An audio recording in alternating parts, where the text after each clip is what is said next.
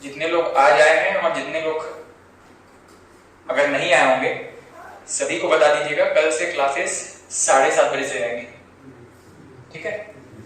7:30 से रहेंगी और पहला क्लास आपका इंग्लिश का रहेगा कल से 7:30 से 8:30 इंग्लिश रहेगा और उसके बाद में जीएस आपका जो भी चल रहा है छत्तीसगढ़ी या मैथ्स रीजनिंग जो भी चल रहा होगा उसका क्लास रहेगा, ठीक है? पहला क्लास इंग्लिश का रहेगा।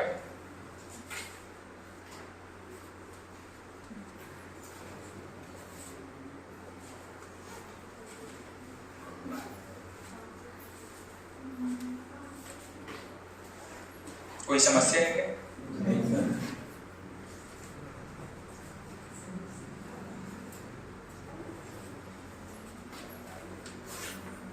कुछ बोलना चाह रहे हैं तो ही बोल सकते हैं, अभी स्टार्ट नहीं हुआ है क्लास। शाम को चाह रहे थे कि क्लास?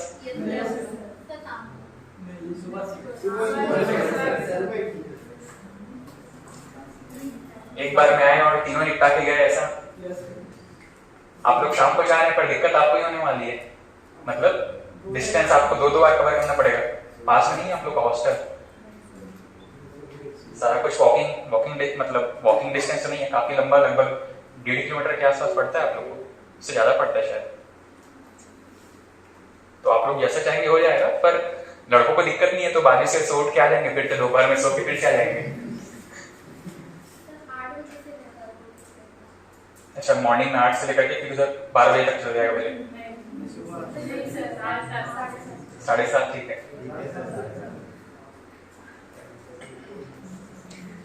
एक दिन ट्राई करिएगा, अगर जैसा भी अगर बनता है, मतलब अगर स्ट्रेंथ बहुत कम रहती है तब तो फिर देखेंगे, थोड़ा टाइम एडजस्ट करेंगे, पर 7:30 से क्लास स्टार्ट हो जाएगा, उसके हिसाब से आप प्लान करके निकल सकते हैं, ठीक है?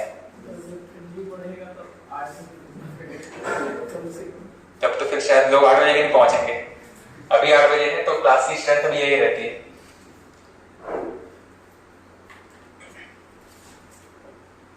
स्टार्ट करें क्या?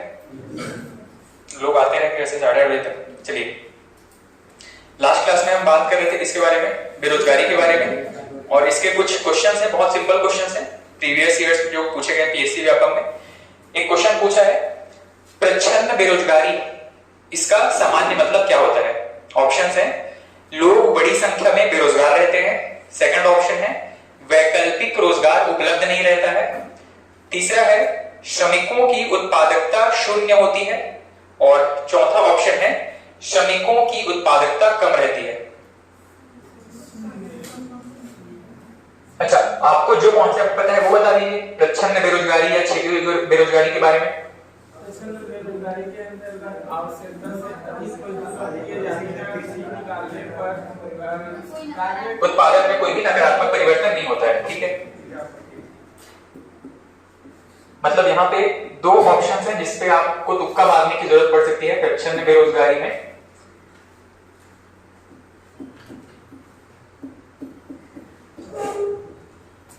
इसमें सी और डी ऑप्शन था, उत्पादकता या तो शून्य है या तो कम है करके।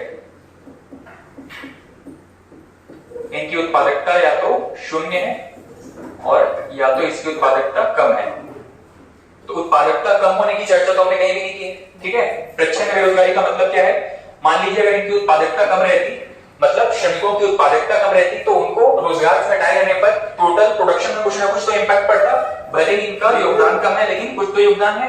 लेकिन हमने क्या पढ़ा प्रच्छन्न बेरोजगारी के बारे में कि अगर उन श्रमिकों को हटा दें जिनको प्रच्छन्न बेरोजगार के तौर पर हम मान रहे हैं, तो टोटल जो प्रोडक्शन है उसमें कुछ भी इम्पैक्ट नहीं पड़ने वाला है, ठीक है? इनके प्रोडक्शन में कुछ भी इम्पैक्ट नहीं पड़ने वाला है। तो हमारा यहाँ पे जो ऑप्शन दिए हुए हैं उसमें सबसे अच्छा आंसर क्या हो जाएगा आपका? इनकी उत्पादकता शून्य होती है। सेकंड एक प्रश्न पूछा है, मौसमी बेरोजगारी किससे संबंधित है?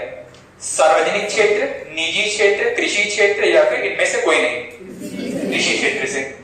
प्रच्छन्न बेरोजगारी के बारे में फिर से क्वेश्चन पूछा है और इसका आंसर आपको पता है। प्रच्छन्न बेरोजगारी को 2-3 बार पूछा है और एक प्रश्न पूछा है, पूर्ण रोजगार का अर्थ क्या है? पूर्ण रोजगार का अर्थ क्या है?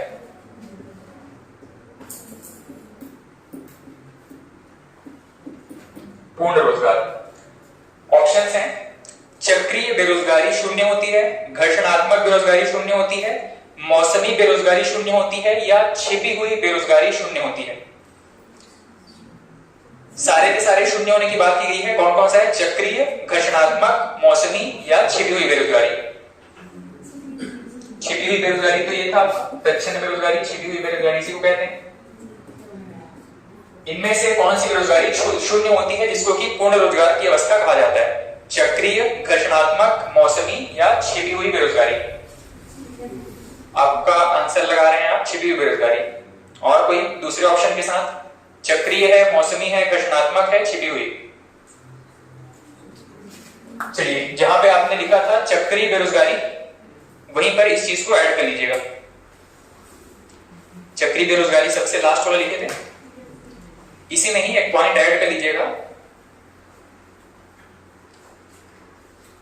जब चक्रीय बेरोजगारी शून्य होती है, जब चक्रीय बेरोजगारी शून्य होती है,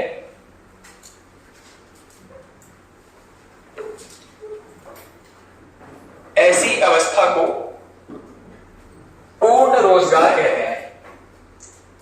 जब चक्रीय बेरोजगारी शून्य होती है, ऐसी अवस्था को पूर्ण रोजगार कहते हैं। जब चक्रीय बेरोजगारी शून्य होती है, ऐसी अवस्था को पूर्ण रोजगार कहते हैं। ठीक है, तो ये एक थोड़ा सा डिफरेंट क्वेश्चन पूछा था, इसका आंसर आपको वहीं पे मिल जाएगा चक्रीय बेरोजगारी आप पढ़ेंगे तो। ठीक है, प्रच्छन्न बेरोजगारी के बारे में 3-4 प्रश्न पूछे गए हैं और एक प्रश्न यहां पर पूछा गया है मनरेगा के बारे में। मनरेगा के बारे में आप हालांकि आप नोट कर चुके हैं, कौन से वर्ष में शुरू हुआ था? 2005-6 में। ठीक, अच्छा, मनरेगा जो है वो 2005-6 में एक्चुअल में नरेगा के नाम से शुरू हुआ था, ये पता है ना? फिर इसका नाम मनरेगा कब पड़ा था? मनरेगा असल में इसका नाम जो 2005-6 हम पढ़ते हैं, ये इसका नाम इस समय तक नरेगा था, नेशनल रोजगार गारंटी अधिनियम। बाद में इसका नाम मनरेगा होता है। ठीक है, अब चाहे तो जहां पे आपने मनरेगा के बारे में कुछ पॉइंट्स नोट किए हैं, मेरे ख्याल से स्कीम्स वाले टॉपिक में आपने नोट किया है, गरीबी हटाने से संबंधित जो स्कीम्स था वहीं पे आपने नोट किया है। नरेगा मिला, नरेगा 2006, वहीं पे आपने लिखा होगा शायद मनरेगा 2006 लिखा होगा उसको, है ना? वहीं पे ऐड कर दीजिएगा। एक क्वेश्चन हालांकि पूछा गया है और वर्ष 2006 में ये नरेगा के नाम से शुरू हुआ था।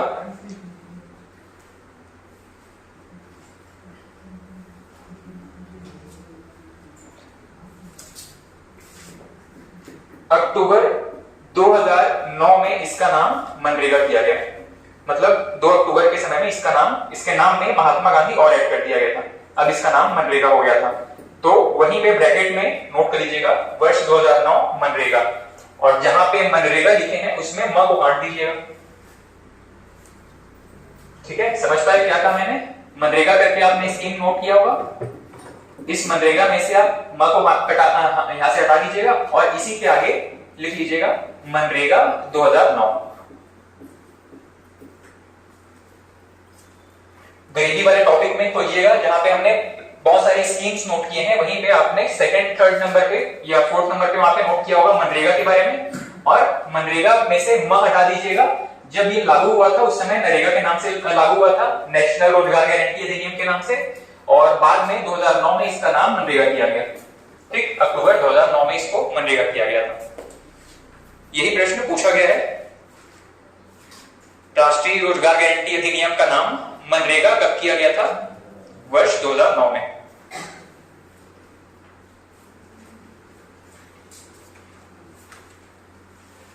ठीक, बेरोजगारी से लगभग ऐसे ही प्रश्न पूछे गए हैं।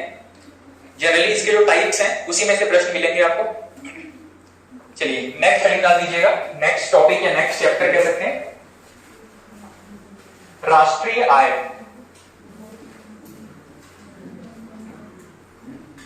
राष्ट्रीय आय, हाँ स्विच कहां पे है इसका?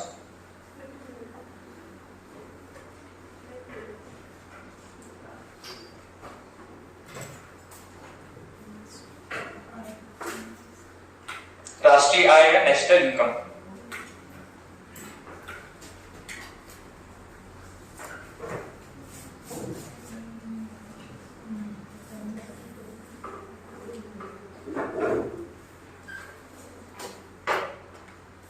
जितने लोग बाहर खड़े हैं जल्दी आइए।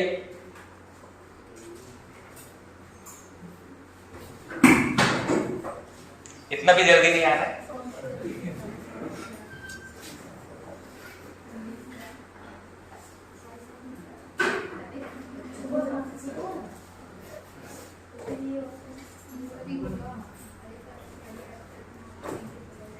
आप लोग ग्राउंड से कुछ खेल के आते हैं, मतलब सीधे हॉस्टल से जाते हैं? अच्छा, ग्राउंड से आते हैं, तो कल से थोड़ा सा और जल्दी आएंगे ग्राउंड से, मतलब 7:30 बजे पहुंच जाना है यहाँ पे, ठीक है? हाँ, कल से 7:30 बजे से आपकी इंग्लिश की क्लास रहेगी, ठीक है? और जितने भी लोग अभी नहीं आए हैं उनको भी बता दीजिएगा। शाम को लगाना है।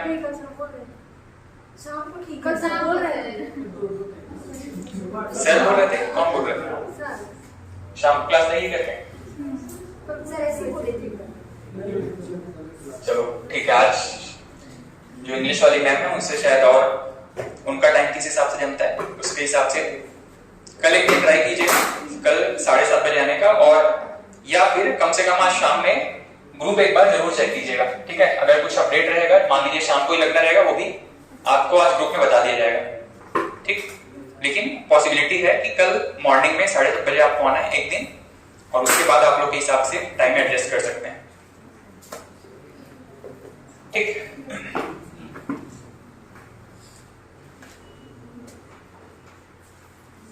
चलिए नोट कीजिएगा, नोट नहीं मतलब राष्ट्रीय आय के बारे में हेडिंग डाल दीजिएगा, राष्ट्रीय आय या नेशनल इनकम। देखिए राष्ट्रीय आय का मतलब क्या होता है? जब हम कहते हैं कि किसी इंडिविजुअल की, मान लीजिए कोई व्यक्ति है एक्स, और हम जब बात करते हैं एक्स की आय के बारे में, ठीक है? किसी कोई व्यक्ति है एक्स, इसकी जब आय के बारे में बात करते हैं तो हम क्या देखते हैं कि ये जो एक्स व्यक्ति है ये विभिन्न स्रोतों से अलग अलग रूप में कितने तरीकों से ये आय अर्जित कर रहा है, टोटल इसकी इनकम कितनी है। मान लीजिए ये कोई सरकारी कर्मचारी है, ये कोई सरकारी कर्मचारी है, ठीक है? तो इसको एक सैलरी मिल रही होगी। इसके अलावा मान लीजिए इसके घर में कोई दुकान है, इसके नाम से कोई दुकान चलाया जा रहा है, ठीक है? वहां से भी इसको आय हो रहा होगा। इसके अलावा ये दूसरे के हो सकता है किसी बिजनेस में पैसा लगा के रखा है, वहां से भी ये कुछ लाभ कमा रहा है, ठीक है? तो विभिन्न स्रोतों से होने वाली आय को, कुल आय को हम क्या कहते हैं? उस व्यक्ति की टोटल इनकम या टोटल आय, ठीक है? इस व्यक्ति की आय में उन सभी स्रोतों को शामिल किया जाएगा जहां से उसको मुनाफा हो रहा है, वो पैसे कमा रहा है, उन सभी स्रोतों को इसमें इसलिए आय में शामिल करेंगे, ठीक? उसी प्रकार से जब बात करते हैं हम राष्ट्रीय आय की, तो हम ये देखते हैं कि किसी देश को या देश की सरकार को देखा जाए तो ऑल ओवर हर एक व्यक्ति कितना कंट्रीब्यूट कर रहा है अपनी इनकम के थ्रू, मतलब यहां पे देश के सभी व्यक्तियों की आय, देश के सभी व्यक्तियों की आय, देश के सभी व्यक्तियों की आय। अब जब हम बात करते हैं देश के सभी व्यक्तियों की आय की, तो यहाँ पे हर एक इंडिविजुअल को सैलरी मिल रहा हो, लाभ हो रहा हो, या उसका कुछ दुकान हो, मकान हो जहां से उसको किराया आ रहा हो, इन चीजों को कैलकुलेट करना सरकार के लिए बहुत टफ काम हो जाता है, ठीक है? उनके लिए चैलेंज हो जाता है। इसीलिए यहाँ पे क्या किया जाता है, यहाँ पे एक ऐसा मेथड अपने इजाद किया है, या सरकार ने ऐसा मेथड इजाद किया है, अर्थशास्त्रियों ने एक ऐसा मेथड दिया है जिसके थ्रू कम से कम हम एक टेंटेटिव इकोनॉमी या टेंटेटिवली हम ये कह सकें कि उस देश की टोटल इनकम कितनी है, ठीक है? संभावित रूप से एक आंकड़ा जारी करने के लिए, एक संभावित आंकड़ा प्रदर्शित करने के लिए हम एक मेथड इजाद किए हैं जिसको हम कहते हैं जीडीपी, ठीक है? हर एक व्यक्ति को ये पूछा जाए कि आपकी कितनी इनकम है, तो जरूरी नहीं है ना कि हर एक व्यक्ति अपनी सही इनकम बताएगा, और इस तरीके से तो देश की सही इनकम निकल नहीं पाएगी। इसीलिए सरकार ने एक दूसरा मेथड इजाद किया जिसको हम कहते हैं जीडीपी, और इसी से संबंधित कुछ शब्द हैं, जैसे कि एक शब्द है जीएनपी, ऐसा ही एक शब्द है एनडीपी, और एक शब्द कौन सा है? एनएनपी। इन सभी के बारे में हमको पढ़ना है आपके राष्ट्रीय आय या नेशनल इनकम वाले टॉपिक में, ठीक है? हाँ मैम, यहाँ पे मान लीजिए जैसे कि आपको एक गवर्नमेंट जॉब मिल जाती है, ठीक है, गवर्नमेंट जॉब जब मिलेगी तो आपकी कुछ सैलरी होगी। इसके अलावा मान लीजिए आपकी फैमिली में, घर में मम्मी पापा कोई, आपने उनको दुकान खोल करके दे दिया ताकि आप घर में हैं तो दुकान संभालिएगा, ठीक है, वो भी तो आपके लिए इनकम है, वहां से भी कुछ पैसा कमा रहे होंगे। उसके बाद मान लीजिए आपने अपने रूम, घर को किसी को किराए पे दे दिया है, वहां से भी आपको कुछ किराया मिल रहा है, पैसा आ रहा है, ठीक। इसके अलावा आपने मान लीजिए बैंक में कुछ पैसा जमा करके रखा है, वहां से भी आपको इंटरेस्ट मिल रहा है। शेयर मार्केट में अगर पैसा लगा के रखे हैं तो वहां से भी आपको डिविडेंड मिल रहा है। वो सभी क्या है, आपके लिए लाभ है। मतलब आपकी आय का या इनकम का कोई एक सोर्स नहीं है। एक सोर्स तब होता है जब हम कहते हैं कि सरकारी कर्मचारी है, वो सिर्फ वेतन लेता है, इसके अलावा कोई साधन नहीं है उसके पास। लेकिन क्योंकि किसी इंडिविजुअल के पास बहुत सारे इनकम के सोर्सेस हो सकते हैं, और किसी व्यक्ति की आय हम किसको कहते हैं, तो वो जितने तरीकों से पैसे कमा रहा है उन सभी के कुल योग को हम क्या कहते हैं, उस व्यक्ति के लिए आय कहते हैं, ठीक। और यही आय जब पूरे देश के लिए कैलकुलेट करना हो तो हमको क्या करना पड़ेगा, देश के हर एक इंडिविजुअल से पूछना पड़ेगा, हर एक व्यक्ति से पूछना पड़ेगा कि आपकी इनकम कितनी है। लेकिन हर एक व्यक्ति तो सही बताएगा नहीं, ठीक है। अब इस चीज को अवॉइड करने के लिए, बेहतर तरीके से देश की इनकम निकालने के लिए हमको क्या करना पड़ता है, ये कुछ मेथड्स हैं जिसके थ्रू हम एक संभावित आय को निकाल सकते हैं, ठीक। इसी में ही हमको जीडीपी, जीएनपी के बारे में पढ़ना है। इनके बारे में थोड़े से डेप्थ में क्वेश्चन पूछे जाते हैं, इसीलिए इनको हम थोड़े से बेहतर ढंग से पढ़ के और आगे लिखने का प्रयास करेंगे, ठीक। सबसे पहला छोटा सा हेडिंग डाल दीजिएगा, राष्ट्रीय आय, और इसी में ही इसका थोड़ा सा इंट्रोडक्शन लिखिएगा, या पहला पॉइंट लिखिएगा। राष्ट्रीय आय किसको कहते हैं, इसको एक लाइन में बस यहां पे डिफाइन कर लीजिएगा।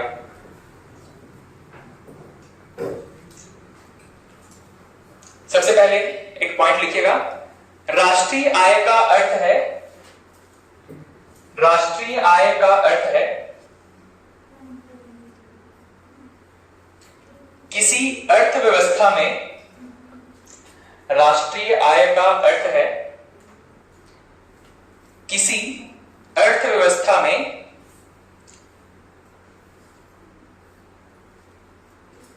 उत्पादन के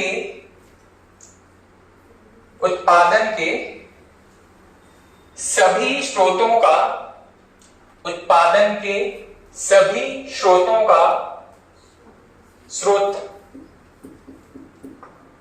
सोर्सेस, उत्पादन के सभी स्रोतों का कुल मौद्रिक मूल्य, उत्पादन के सभी स्रोतों का कुल मौद्रिक मूल्य।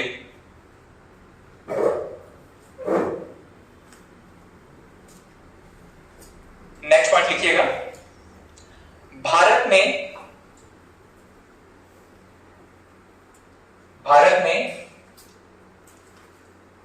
राष्ट्रीय आय का सर्वप्रथम अनुमान किसने लगाया था?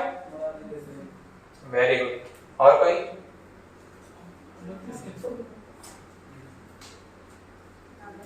आपसे तो उम्मीद नहीं था कम से कम। और कोई? हाँ। सर की बुक का क्या नाम है? बुक का क्या नाम है? किसका? मोरारजी देसाई। मोरारजी देसाई? एक बुक मेंशन किए थे ना राष्ट्रीय के बारे में। मोरारजी देसाई का नहीं, आप इसका बोल रहे हो, दादा भाई नौरोजी का। शायद आप कंफ्यूज हो रहे हैं। हाँ, यही की है, ठीक है, इसको नोट कीजिएगा। सर्वप्रथम अनुमान, भारत में राष्ट्रीय आय का सर्वप्रथम अनुमान दादा भाई नौरोजी ने, आप जो किताब बता रहे हैं इन्हीं की है, दादा भाई नौरोजी ने 1868 1868 में 1868 में अपनी पुस्तक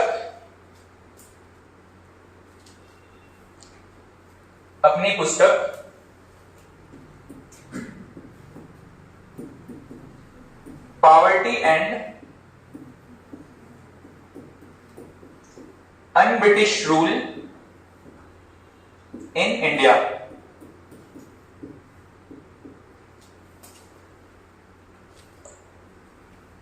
poverty and un-British rule in India. Bharat में राष्ट्रीय आय का सर्वप्रथम अनुमान दादा भाई नौरोजी ने 1868 में अपनी पुस्तक poverty and un-British rule in India में लगाया था। अब इसमें 2-3 पॉइंट्स है, इसको हाईलाइट करके रखेंगे। सबसे पहले राष्ट्रीय आय का सबसे पहले अनुमान किसने लगाया था? दादा भाई नौरोजी ने। कौन से वर्ष में? 1868 में। इनकी किताब का नाम क्या था? Poverty and un British rule in India. ठीक है, तो इसमें 2-3 पॉइंट्स है, इसको याद रखिएगा। नेक्स्ट पॉइंट लिखिएगा,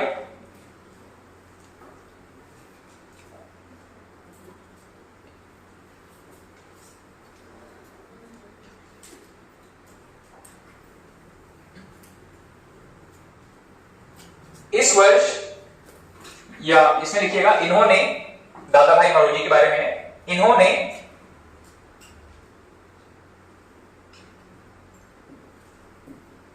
₹20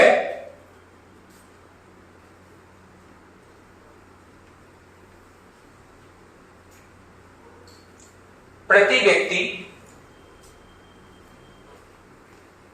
₹20 प्रति व्यक्ति प्रति वर्ष आय का आकलन किया था। इन्होंने ₹20 प्रति वर्ष प्रति व्यक्ति आय का आकलन किया था। साथ ही अपनी किताब में धन के निष्कासन का सिद्धांत भी दिया था। धन के निष्कासन का सिद्धांत भी इन्होंने दिया था, ड्रेन ऑफ वेल्थ। धन के निष्कासन का सिद्धांत भी इन्होंने दिया था।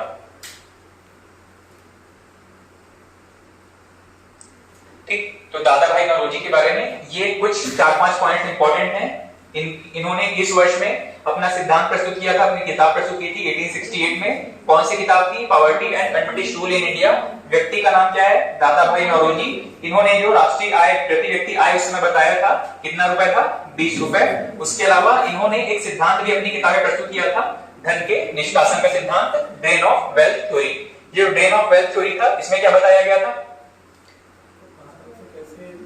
हाँ, इसमें यह बताया गया था कि अंग्रेज किस तरीके से भारत से धन का प्रवाह अपने देश की ओर कर रहे हैं। ठीक है, चलिए नेक्स्ट पॉइंट लिखिएगा। नेक्स्ट पॉइंट लिखिएगा, स्वतंत्रता के बाद भारत सरकार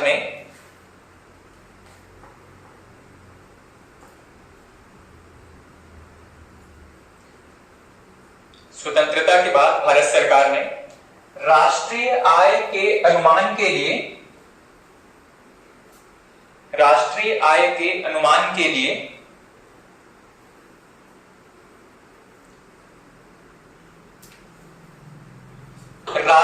आय समिति का गठन किया। राष्ट्रीय आय के अनुमान के लिए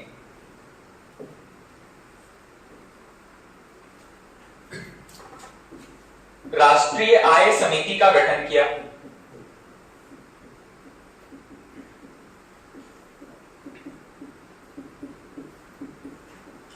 राष्ट्रीय आय समिति का गठन किया। नेक्स्ट पॉइंट इसी के बारे में है, राष्ट्रीय आय समिति के बारे में ही है। इसका गठन 4 अगस्त 1949 को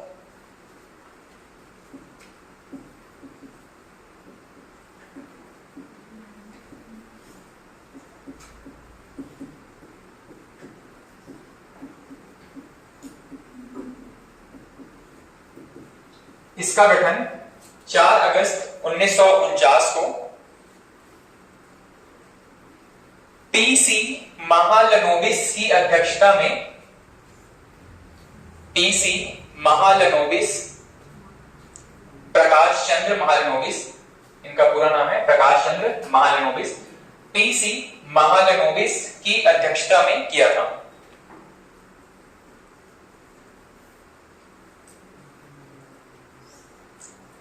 राष्ट्रीय आय समिति का गठन 4 अगस्त 1949 को पीसी महालनोबिस की अध्यक्षता में किया था।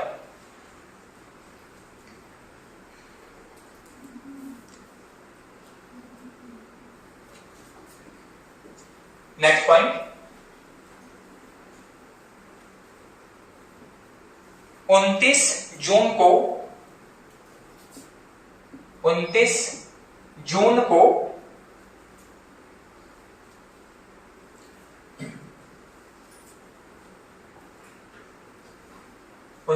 जून को ब्रैकेट में लिखिएगा महालनोबिस की जन्मतिथि।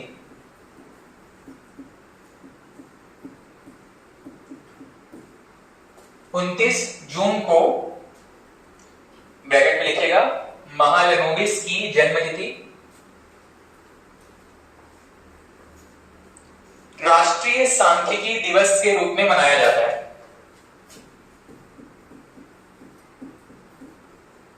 राष्ट्रीय सांख्यिकी दिवस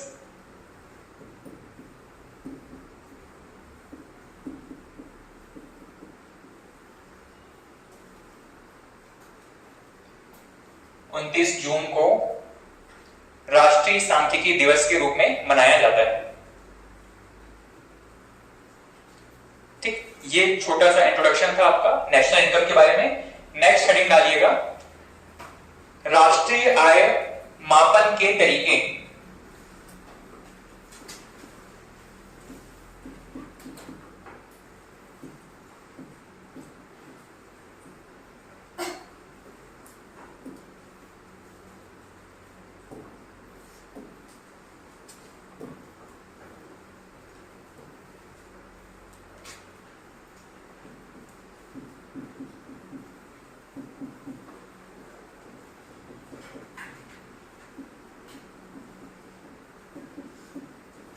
राष्ट्रीय आय का मापन या राष्ट्रीय आय मापन के तरीके।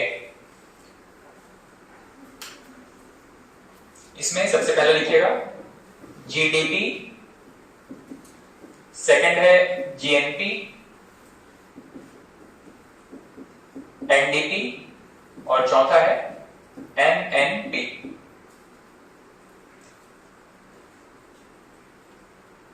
जीडीपी, जीएनपी, एनडीपी और एनएनपी।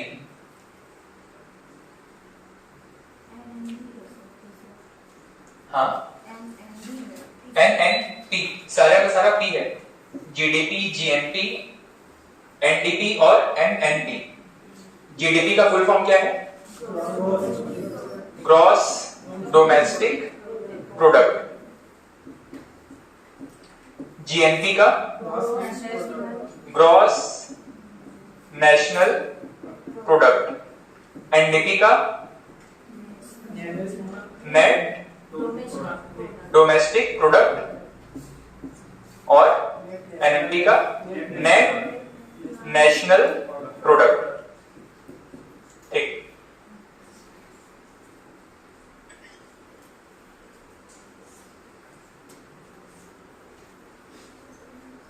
अब सबसे पहले जिनको पता है इनके बारे में बताते चलिएगा। जीडीपी, जीएनपी और एनडीपी, एनएनपी क्या है? अभी कुछ नोट मत करिएगा। जीडीपी, जीएनपी, एनडीपी और एनएनपी।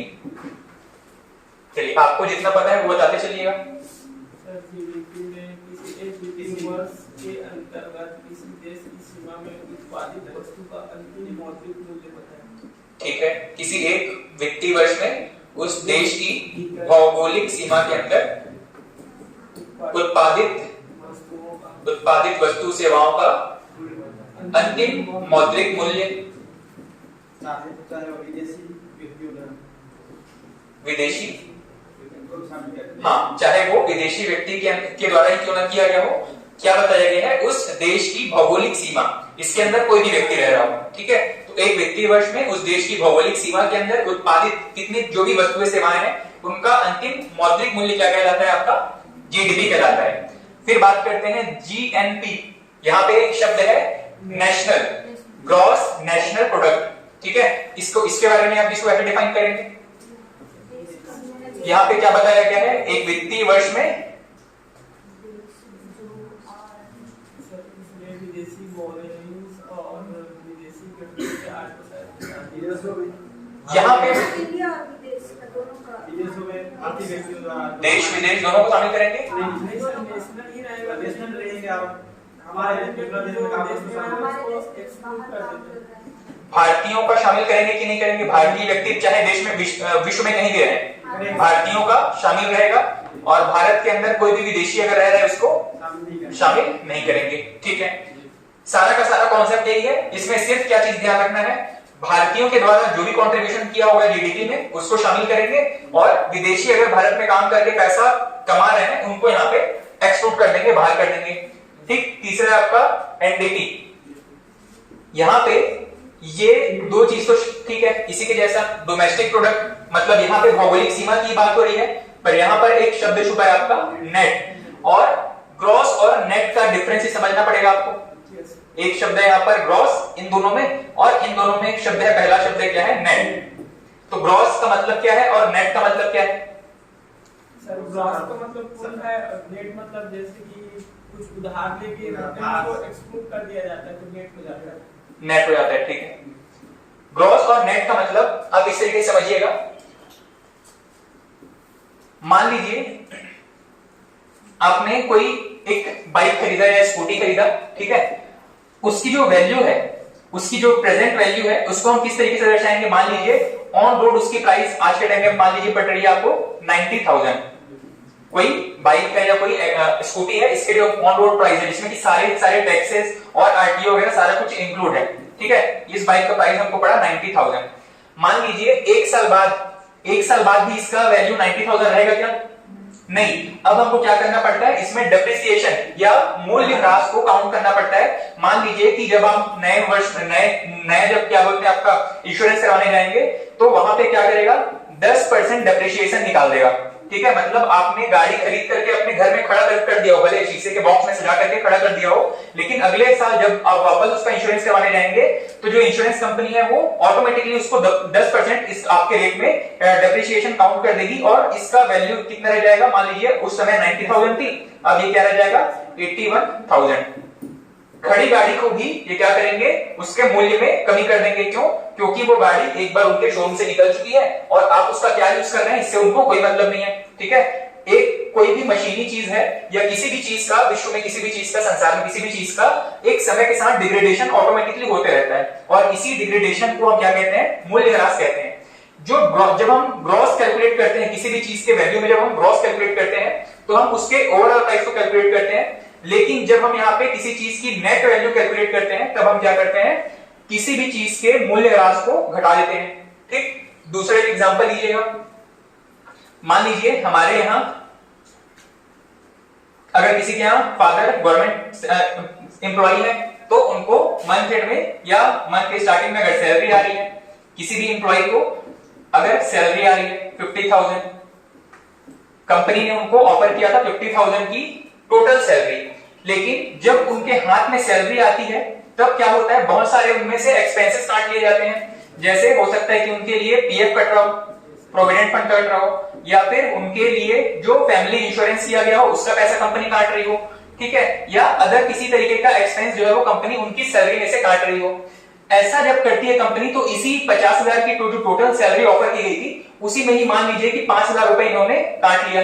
ठीक है, इन्होंने 5,000 रुपए काट लिया, तब हम क्या कहेंगे कि अब फादर की ये जो टोटल सैलरी थी वो थी ग्रॉस सैलरी, ये थी ग्रॉस सैलरी, पर हाथ में जितना आ रहा है, हाथ में जितना पैसा आ रहा है उसको हम क्या कहेंगे, नेट सैलरी। और इस ग्रॉस में से जब 5,000 रुपए ये बाकी के एक्सपेंस घटा देंगे तब नेट सैलरी कितनी बचेगी, 45,000 रुपए। ठीक है, तो ग्रॉस और नेट का डिफरेंस आपको हल्का समझ में आ गया होगा। बाकी की चीजें आप थोड़ा सा नोट करेंगे तो आपको वापस से समझ में आएगा। ठीक, अब यहां पे ये बताइएगा कि एनडीपी का मतलब क्या है। एनडीपी का मतलब क्या है, यहां पे नेट और ग्रॉस का मतलब तो समझ लिया हमने। ठीक, नेट डोमेस्टिक प्रोडक्ट, इसका मतलब है कि जीडीपी में से जब आप मूल्य ह्रास को जब घटा देंगे तो हमारा क्या निकलेगा, एनडीपी। और वैसे ही जब जीएनपी में से आप मूल्य ह्रास को घटा देंगे तो क्या निकलेगा आपका, सॉरी, जीएनपी में से मूल्य ह्रास घटा देंगे तो क्या निकलेगा, एनएनपी, मूल्य ह्रास। यहां से जब मूल्य ह्रास को घटाएंगे तो आपका क्या निकलेगा, नेट नेशनल प्रोडक्ट। ठीक, जो सारा का सारा खेल है वो दो चीजों में है, या तो आपको ग्रॉस की चर्चा की जा रही होगी या तो नेट की चर्चा की जा रही होगी। दूसरी चीज, या तो डोमेस्टिक की चर्चा की जा रही होगी या तो नेशनैलिटी के बारे में चर्चा की जा रही होगी। ठीक है, तो क्या क्या चीजें याद रखेंगे, या तो ग्रॉस की चर्चा की जा रही होगी तो हमको मूल्यह्रास घटाना है, और जब नेशनैलिटी की चर्चा की जा रही होगी तो केवल और केवल भारतीयों को सारे के सारे उस कॉन्सेप्ट के अंदर इंक्लूड करना है। ठीक, सबसे पहले आप हेडिंग डाल दीजिएगा जीडीपी। इसको पूरा लिखने के बाद आपको कुछ डाउट रह जाएगा वापस तो फिर से पूछिएगा। पहला हेडिंग डालिएगा जीडीपी। इसका फुल फॉर्म बताया आपने, ग्रॉस डोमेस्टिक प्रोडक्ट, या हिंदी में सकल घरेलू उत्पाद।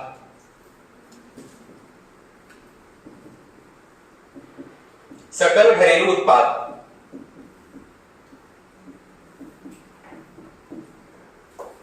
जीडीपी, ग्रॉस डोमेस्टिक प्रोडक्ट या सकल घरेलू उत्पाद। इसमें पहला पॉइंट लिखिएगा, एक निश्चित भौगोलिक सीमा के अंदर, एक निश्चित भौगोलिक सीमा के अंदर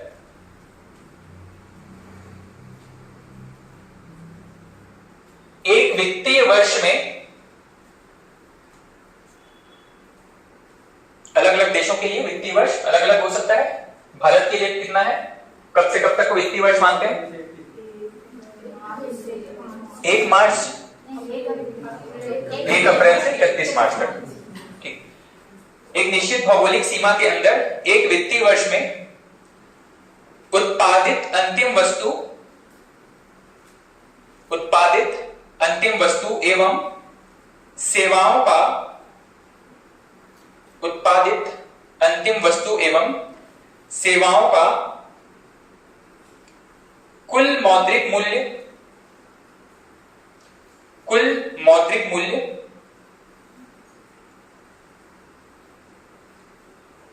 जीडीपी कहलाता है।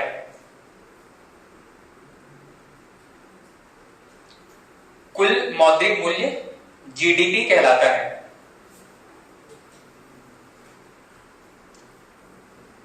नेक्स्ट पॉइंट लिखिएगा,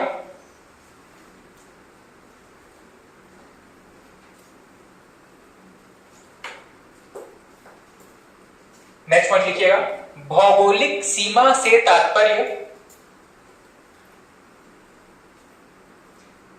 भौगोलिक सीमा से तात्पर्य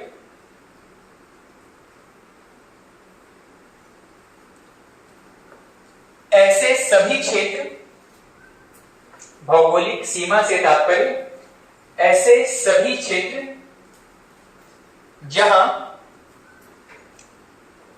उस देश की संप्रभुता लागू हो,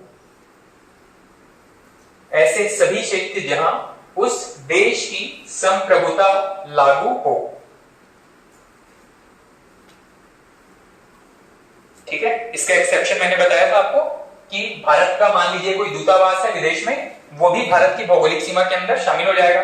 नॉर्थ पोल या साउथ पोल में कोई वैज्ञानिक गतिविधियों के लिए जो कैंप बनाया जाता है वो भी भारत की सीमा के अंदर शामिल होगा। हालांकि भारत की भौगोलिक ज्योग्राफिकल बाउंड्री के अंदर नहीं है, पर यहाँ पे आर्थिक गतिविधियों को कैलकुलेट करने के लिए उन्हें यहाँ भौगोलिक सीमा में शामिल करते हैं। ठीक, आगे नेक्स्ट पॉइंट लिखिएगा, जीडीपी आकलन के समय, जीडीपी आकलन के समय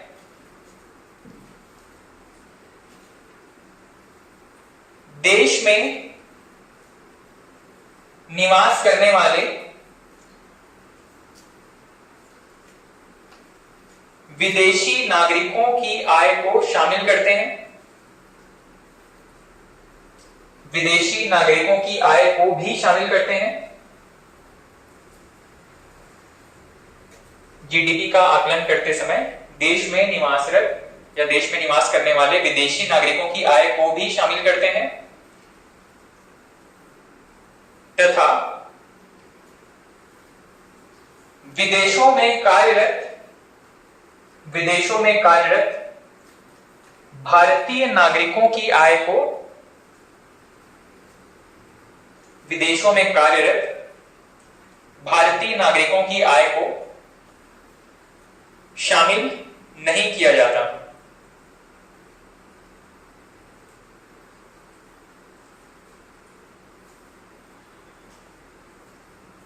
विदेशों में कार्यरत भारतीय व्यक्तियों की आय को शामिल नहीं किया जाता, भारतीय नागरिकों की आय को शामिल नहीं किया जाता।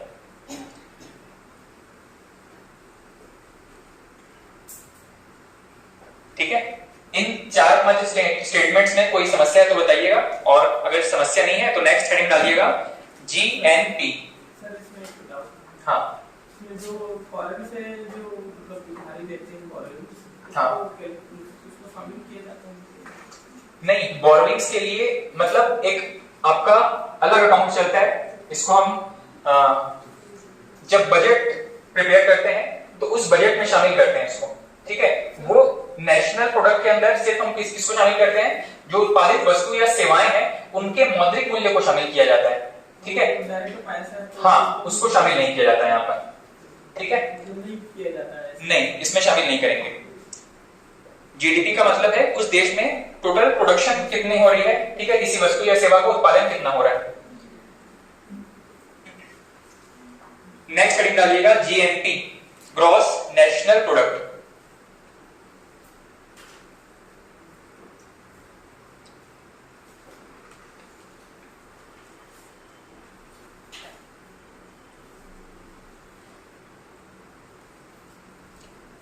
इसमें लिखिएगा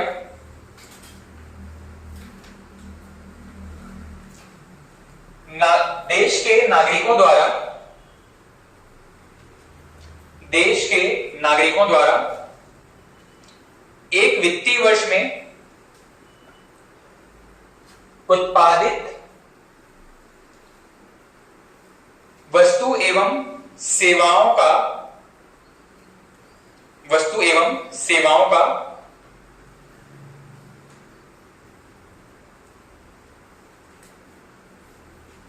कुल मौद्रिक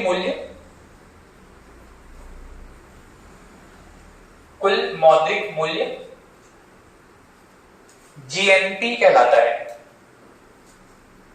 कुल मौद्रिक मूल्य GNP कहलाता है। इसका मतलब क्या है, जीडीपी में आप किस चीज को इंक्लूड कर रहे हैं, देश के नागरिकों को। मतलब अगर वो नागरिक विदेश में भी कार्य कर रहे हैं तो उनको भी शामिल करेंगे। विदेशों में कार्यरत भारतीय नागरिक, और किसको एक्सक्लूड करना है, हटाना किसको है, विदेशी नागरिक जो भारत में कार्यरत हैं।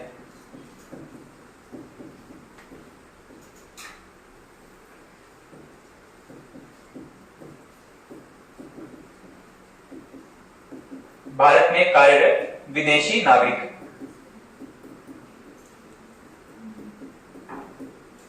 ठीक है, ये सारा का सारा फॉर्मूला जीडीपी पर ही बेस्ड है। एक डिफरेंस क्या है कि जीडीपी में हम किसको शामिल करते थे, देश के अंदर कोई भी रह रहा हो, चाहे वो भारतीय हो या विदेशी हो, चाहे वो भारतीय हो या विदेशी हो, इन सभी को अगर ये भारत के देश की सीमा के अंदर काम कर रहे हैं, पैसा कमा रहे हैं, उनको हम शामिल करते थे जीडीपी के अंदर। लेकिन डिफरेंस क्या है, जब हम जीएनपी की चर्चा कर रहे हैं, जीएनपी में क्या शामिल हो जाता है, भारत के नागरिक जो विदेशों में कार्यरत हैं उसको तो शामिल करेंगे, सॉरी, भारत के नागरिक जो विदेशों में कार्यरत हैं उनकी आय वहां पर शामिल करेंगे जीडीपी में, और जो विदेशी नागरिक भारत में काम कर रहे हैं, जो भी आय अर्जित कर रहे हैं, इसको हम हटा देंगे। मतलब यहां सारी की सारी चीज नेशनलिटी के लिए है। जो भी भारतीय काम करके पैसा कमा रहे हैं भारत के लिए, ये हमारी जीएनपी में शामिल होगा, नेशनल इनकम में शामिल होगा, और विदेशी नागरिक अगर यहाँ काम करके पैसा कमा रहे हैं उसको हम यहां से हटा देंगे। तो इसको एक फॉर्मूले के तौर पर नोट करके रखिएगा। कई बार सिंपल सा एक स्टेटमेंट पूछा जाता है, इनमें से कौन सा फॉर्मूला जो है वो जीएनपी को उचित प्रकार से प्रदर्शित करता है। ठीक है, और उसके बाद में जीएनपी लिख करके 3-4 इस तरीके से फॉर्मूले आपको दे देगा, उसमें से आपको ये फॉर्मूला चूज करना है।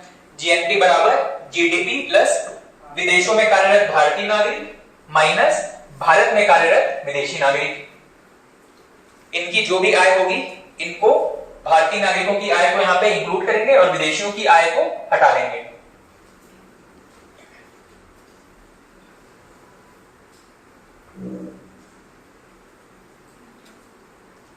ठीक, और इसी में ही एक और पॉइंट लिखिएगा, अगर आप जीडीपी जीएनपी को ठीक से समझ गए हैं तो आप इस चीज को बहुत अच्छे से समझ पाएंगे।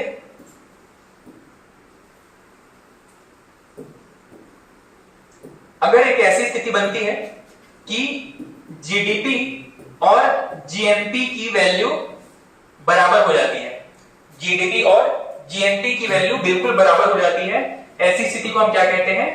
इसी को ही हम बंद अर्थव्यवस्था कहते हैं। ठीक है, आपको इसके पीछे का बैकग्राउंड समझ में आ रहा है? जीडीपी क्या था? देश के भौगोलिक सीमा के भीतर प्राप्त होने वाली, अर्जित होने वाली टोटल आय। ग्रॉस नेशनल प्रोडक्ट क्या था? अगर विदेशों में कार्यरत कोई भारतीय है उसकी आय को भी यहाँ पे शामिल करेंगे। लेकिन मान लीजिए जीडीपी और जीएनपी बराबर हो गया, मतलब कोई भी भारतीय विदेश में काम नहीं कर रहा है, तभी तो दोनों बराबर होगा, और ऐसी कंडीशन को हम क्या कहते हैं? बंद अर्थव्यवस्था कहते हैं। ठीक है, इसको एक स्टेटमेंट में नोट कर लीजिएगा, प्रश्न पूछा गया इसके बारे में। यदि जीडीपी बराबर जीएनपी, इसी तरीके से इसको नोट कीजिएगा, जीडीपी बराबर जीएनपी हो, यदि जीडीपी बराबर जीएनपी हो तो ऐसी स्थिति को बंद अर्थव्यवस्था कहते हैं। तो ऐसी स्थिति को बंद अर्थव्यवस्था कहते हैं।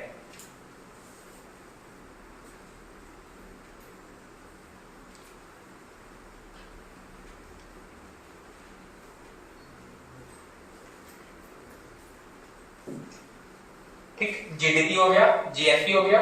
तीसरा नोट कीजिएगा एनडीपी, नेट डोमेस्टिक प्रोडक्ट, शुद्ध घरेलू उत्पाद, शुद्ध घरेलू उत्पाद।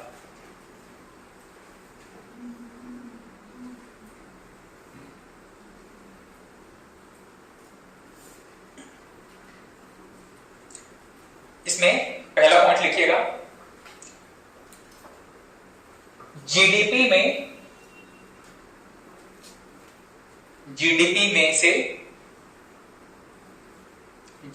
में से मूल्य ह्रास को घटाने पर, जीडीपी में से मूल्य ह्रास को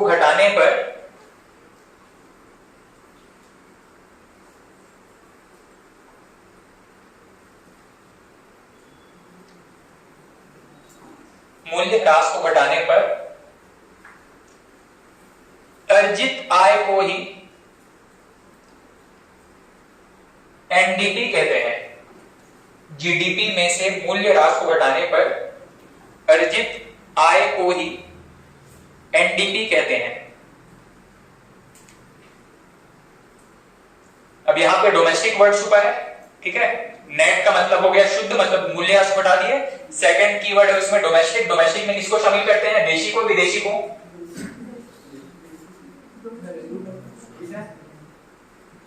अचानक जागे आप। एनडीपी में जो डोमेस्टिक वर्ड है, इसमें देश की भौगोलिक सीमा के अंदर काम करने वाले केवल देशी को शामिल करेंगे या विदेशी को, या दोनों को? दोनों को शामिल करेंगे, ठीक है। देशी और विदेशी दोनों प्रकार के व्यक्ति इसमें शामिल होंगे, ठीक। एनडीपी में हमने सिर्फ क्या चीज फोकस किया था? मूल्य ह्रास को घटाने पर। सिर्फ यहां पर मूल्य ह्रास या डेप्रिसिएशन को घटाएंगे, और उसके बाद देश की भौगोलिक सीमा के अंदर का सेम कॉन्सेप्ट जो जीडीपी के लिए लगा था, वही चीज यहां पर भी लगेगा। सिर्फ यहां पर क्या करना है? मूल्य ह्रास को घटा देना है। मूल्य ह्रास क्यों घटाया जाता है? मतलब मूल्य ह्रास का मतलब क्या होता है?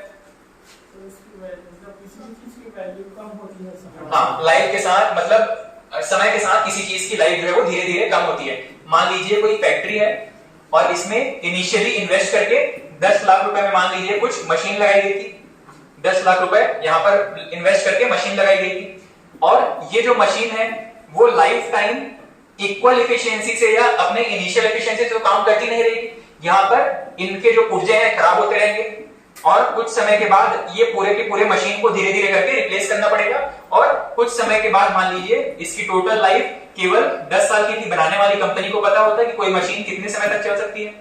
10 साल इसकी लाइफ थी, तो 10 साल बाद इसके पुर्जों को चेंज करते करते एक ऐसा समय आएगा जब इसका पूरा का पूरा हार्डवेयर ही चेंज हो चुका होगा। इसीलिए ये देखा जाता है कि कोई कंपनी अब काम कर रही है तो वहां पे जो मशीनें हैं उनकी लाइफ कितनी है और धीरे धीरे उसका जो डेप्रिसिएशन है उसको कैलकुलेट किया जाता है। मान लीजिए किसी मशीन की जो लाइफ बताई गई थी 10 साल बताई गई थी, तो यहाँ पर 10% एनुअल के हिसाब से इसको डेप्रिशिएट किया जाएगा।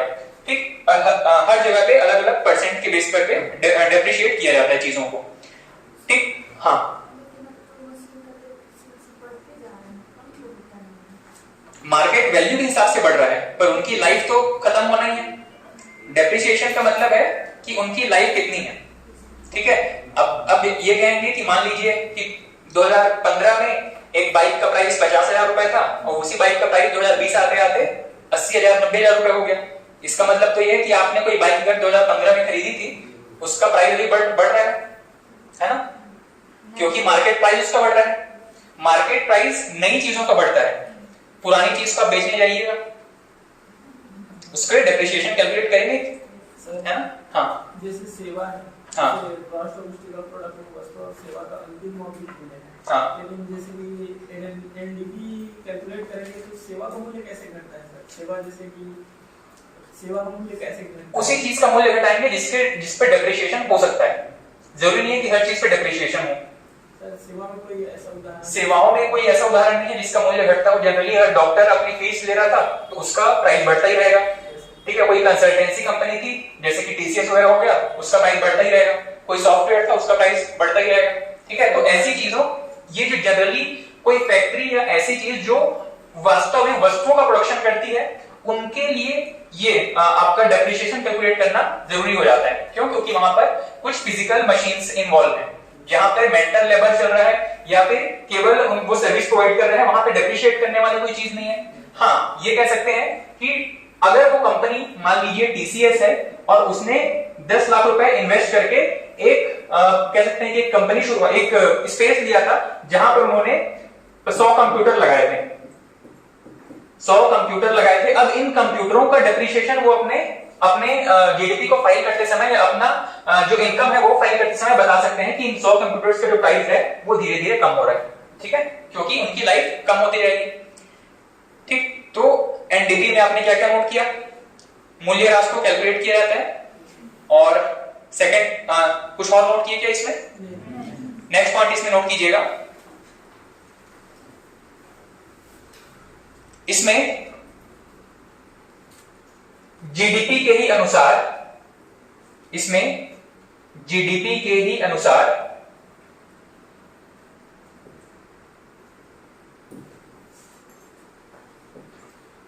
देश के भीतर कार्यरत विदेशियों की आय को शामिल करते हैं। जीडीपी के ही अनुसार देश के भीतर कार्यरत विदेशियों की आय को शामिल करते हैं और विदेश में कार्यरत भारतीयों की आय को शामिल नहीं करते हैं।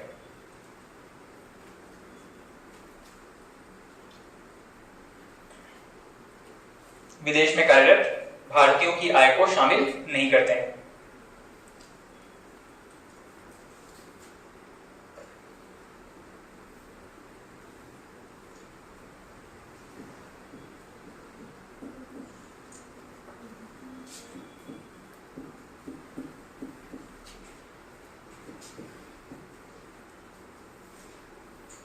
अगर आप एनडीपी का फॉर्मूला लिखना चाहेंगे तो किस तरीके से लिखिएगा?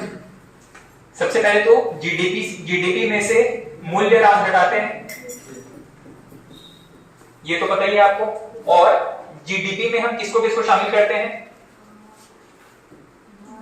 भारत में कार्यरत विदेशी, भारत में कार्यरत विदेशी और विदेशों में कार्यरत भारतीय। इसको क्या करेंगे? एक्सक्लूड कर देंगे। ठीक, इस चीज का ध्यान रखिएगा। ठीक है, नेक्स्ट। हाँ, किसमें शामिल किया जाता है अगर ये पूछा जाए तो नेट नेशनल प्रोडक्ट में शामिल करेंगे। किसको? विदेशों में कार्यरत वाले को। या जीएनपी में इसको शामिल करेंगे। जहां पे भी जीएनपी आ जाए मतलब नेशनलिटी की बात आ जाए, तो नेशनलिटी की बात आती है तो नेशनलिटी क्या है हमारी, भारतीयता है, भारतीय नागरिक है। और भारतीय नागरिक कहीं पर भी काम कर रहे होंगे, अगर विदेशों में काम कर रहे हैं तो उनकी इनकम को शामिल करेंगे। जबकि डोमेस्टिक में क्या करते हैं, उस देश की भौगोलिक सीमा का ही ध्यान रखा जाता है। बस इतना सा चीज याद रखिएगा, ज्यादा इस पर एनालिसिस करेंगे तो कंफ्यूज होते रहेंगे। लास्ट में कॉलम प्रिपेयर करके हम जो भी कंफ्यूजन है उसको दूर करने का कोशिश करेंगे। ठीक, नेक्स्ट हेडिंग डालिएगा NNP. NNP net national product. NNP net national product, शुद्ध राष्ट्रीय आय या शुद्ध राष्ट्रीय उत्पाद। नेट नेशनल प्रोडक्ट, शुद्ध राष्ट्रीय उत्पाद।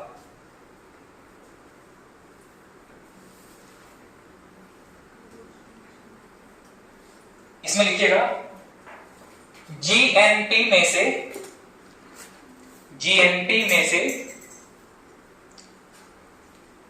मूल्यह्रास, जीएनपी में से मूल्यह्रास या डेप्रिसिएशन, जीएनपी में से मूल्यह्रास को घटाने पर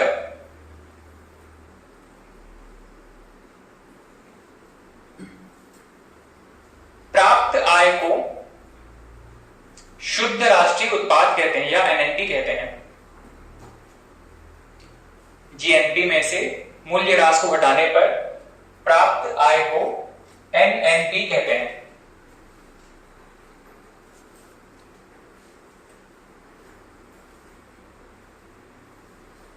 इसमें सेकंड पॉइंट लिख लीजिएगा या उसी में कंटिन्यू करिएगा। इसमें विदेशों में इसमें देश में निवासरत विदेशी नागरिकों की आय को शामिल नहीं करते हैं। इसमें देश में कार्यरत विदेशी नागरिकों की आय को शामिल नहीं करते हैं।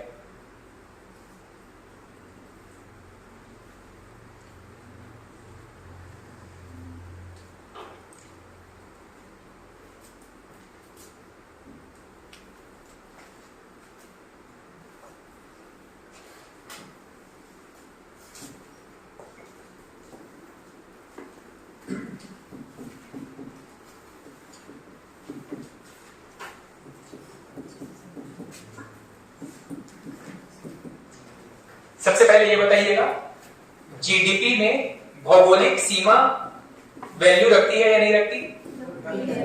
भौगोलिक सीमा यहाँ पे क्या होनी चाहिए, उस देश का जहां तक सॉवरेनिटी है, संप्रभुता है, उसको उस देश की उस अर्थव्यवस्था के लिए भौगोलिक सीमा मानेंगे। जीएनपी में भौगोलिक सीमा वैल्यू रखती है क्या? नहीं। यहाँ पे देश के अगर देश के नागरिक देश के बाहर भी काम कर रहे हैं उसको भी शामिल करेंगे।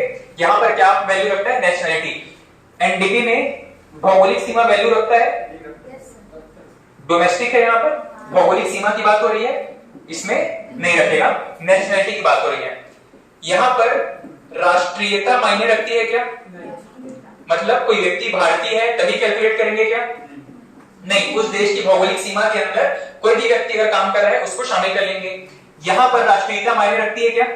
यहाँ पर नेशनलिटी की बात हो रही है। यहाँ पे फिर से डोमेस्टिक की बात हो रही है, नेशनलिटी मायने नहीं रखेगा। यहाँ पर नेशनलिटी मायने रख रहा है क्या? हाँ।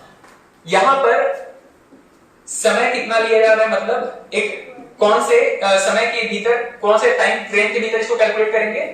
एक वित्तीय वर्ष कह सकते हैं। ठीक है, यहाँ पर भी वही चीज लागू है। यहाँ पर भी इन सभी में एक वित्तीय वर्ष की चर्चा की गई है।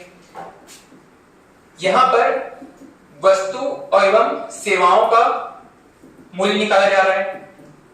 बाकी में कोई चेंजेस हैं क्या? नहीं, यहां पर भी वस्तु सेवाओं का मूल्य निकाला जा रहा है। इसके बाद में यहां पर मूल्य ह्रास को कैलकुलेट कर रहे हैं या नहीं कर रहे हैं? नहीं कर रहे हैं। जीएनपी में ठीक से सोच के बताना, यहां पर भी नहीं कर रहे हैं। क्यों? क्योंकि यहां पर एक शब्द है ग्रॉस। ठीक है, जब हम नेट की बात करते हैं वहां पर मूल्य ह्रास को कैलकुलेट कर रहे होते हैं। ठीक है, इसके अलावा कोई फैक्टर छूट गया क्या? हाँ, उधार को यहां पर शामिल नहीं कर रहे हैं। ठीक है, उधार को इनमें कहीं पर भी शामिल नहीं कर रहे हैं। किसी देश से विदेशों से अगर उधार ले रहे हैं उसको शामिल नहीं करेंगे, ठीक है। जीडीपी क्योंकि एक ऐसा शब्द है जहां पर हमारा केवल प्रोडक्शन का या मतलब किसी भी तरीके का उत्पादन हो ऐसी चीज को ही यहाँ पर शामिल किया जाता है। बोरोइंग जो है वो सीधे सीधे हमको पैसा मिल जाता है बिना कुछ किए और उसको एक समय के बाद लौटाना पड़ता है, इसीलिए यहाँ पे उधारी को शामिल नहीं करेंगे।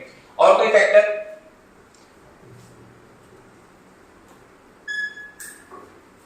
ठीक, ये ऐसे कुछ फैक्टर हैं जिनके बेस पर हम इन सभी को डिफरेंशिएट कर सकते हैं।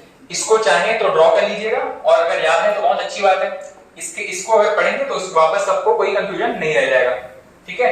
राष्ट्रीयता की चर्चा कहां पर है, भौगोलिक सीमा की चर्चा कहां पर है, इसको ध्यान रखिएगा। चलिए, जीडीपी, जीएनपी, एनडीपी और एनएनपी, इसके बाद में नेक्स्ट हेडिंग डालिएगा। हाँ, इसको ड्रॉ करना है, ठीक।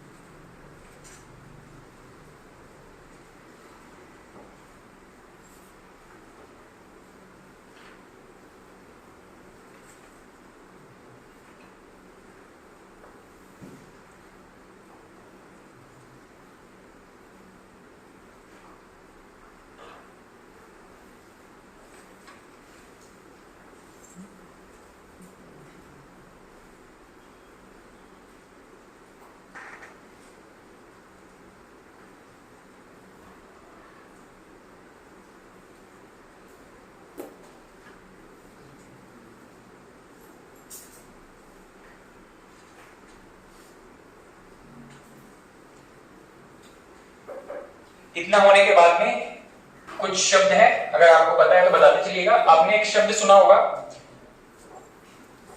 एक इकोनॉमी में एक शब्द है फैक्टर कॉस्ट या साधन लागत, और एक शब्द है बाजार मूल्य, ठीक है, या बाजार लागत। इनका मतलब क्या है? जिन्होंने नोट कर लिया है बताते चलेंगे। फैक्टर कॉस्ट और बाजार मूल्य या मार्केट प्राइस, इसमें क्या डिफरेंस है? हाँ, और फैक्टर कॉस्ट में नहीं रहता। मार्केट प्राइस में कुछ और चीजें इंक्लूड रहेंगे सर, ट्रांसपोर्टिंग चार्ज दे सकते हैं। हाँ, और उसका जो रिटेलर है उसका प्रॉफिट इंक्लूड रहेगा, ठीक है। मतलब फैक्ट्री से निकलने के बाद उसमें जो जो प्राइस चीजें इंक्लूड होती जा रही हैं उन सभी को हम मार्केट प्राइस में इंक्लूड करते जाते हैं, ठीक। फैक्ट्री में अंतिम रूप में जो वस्तु बन करके तैयार हो गई है और उसमें जितना खर्च लगा है, फैक्टर्स जो कंपनी के अंदर जो जो चीज उसमें शामिल हुए हैं, उससे खर्च में शामिल हुए हैं, उसको हम किस में रखते हैं? फैक्टर कॉस्ट में रखते हैं। फैक्ट्री से निकलते ही जैसे जैसे उसमें प्राइसेस ऐड होने शुरू हो गए, ट्रांसपोर्टेशन चार्ज ऐड होगा, टैक्स लगेगा, वो ऐड होगा। अंतिम रूप से जो व्यक्ति बेचते चलेगा, मतलब कई लोगों से अथॉरिटी से निकल करके आएगा, पहले मेन डीलर के पास जाएगा, उसके नीचे डीलर के पास आएगा, फिर एक नॉर्मल शॉपकीपर के पास आएगा वो चीज बेचने के लिए, और फिर जाकर के एक आपके ग्राहक के पास आएगा। तो सभी अपना अपना प्रॉफिट उसमें इंक्लूड करते चलेंगे। अंतिम रूप से आपको जो वस्तु मिलेगा उसका जो प्राइस है वो जिसमें कि सभी के प्रॉफिट और टैक्सेस, ट्रांसपोर्टेशन चार्ज सब कुछ इंक्लूड रहेगा। अंतिम रूप से आपको जो प्राइस पे करना है उसी को हम क्या कहते हैं? बाजार मूल्य, ठीक। और इन सभी को दोनों चीजों पर कैलकुलेट किया जाता है। जीडीपी, इसको भी दोनों चीजों पर कैलकुलेट किया जाता है, एक है फैक्टर कॉस्ट और एक है मार्केट प्राइस। जीएनपी को भी दोनों पर कैलकुलेट किया जाता है, फैक्टर कॉस्ट और मार्केट प्राइस। इसे भी same factor cost, market price, इसको भी फैक्टर कॉस्ट और मार्केट प्राइस, ठीक है। आपको डिफरेंस समझ में आ गया? फैक्टर कॉस्ट का मतलब क्या होता है, मार्केट प्राइस का मतलब क्या होता है? जिनको नहीं समझ में आया है इतना टेबल नोट करने के बाद में नेक्स्ट हेडिंग डाल दीजिएगा, राष्ट्रीय आय गणना के आधार।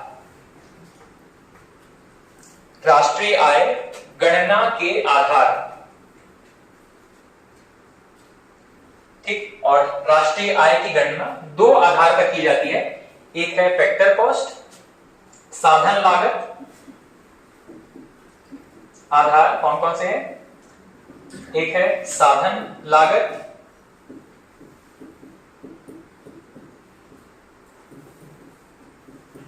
फैक्टर कॉस्ट,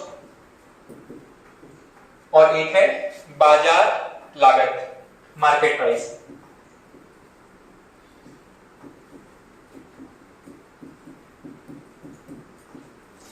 बाजार लागत या मार्केट कॉस्ट या मार्केट वैल्यू, मार्केट प्राइस कुछ भी कह सकते हैं।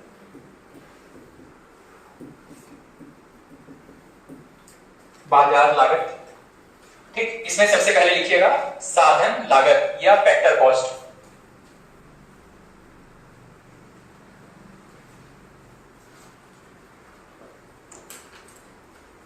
लिखिएगा किसी वस्तु के उत्पादन के दौरान, किसी वस्तु के उत्पादन के दौरान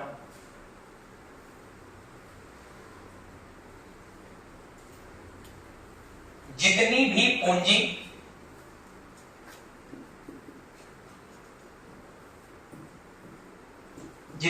पूंजी या साधन, जितनी भी पूंजी या साधन का निवेश किया जाता है,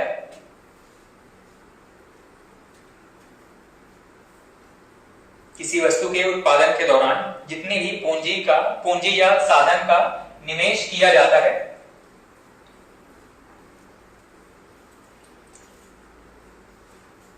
उसे साधन लागत कहते हैं। उसे साधन लागत कहते हैं। जैसे कि एग्जाम्पल मान लीजिए, हम अभी जो एग्जाम्पल लेकर के चल रहे हैं काफी समय से, बाइक या एक स्कूटी।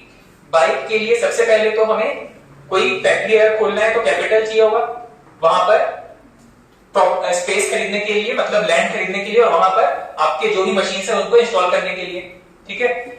उसके अलावा और क्या क्या चीजें ऐड हो सकती हैं।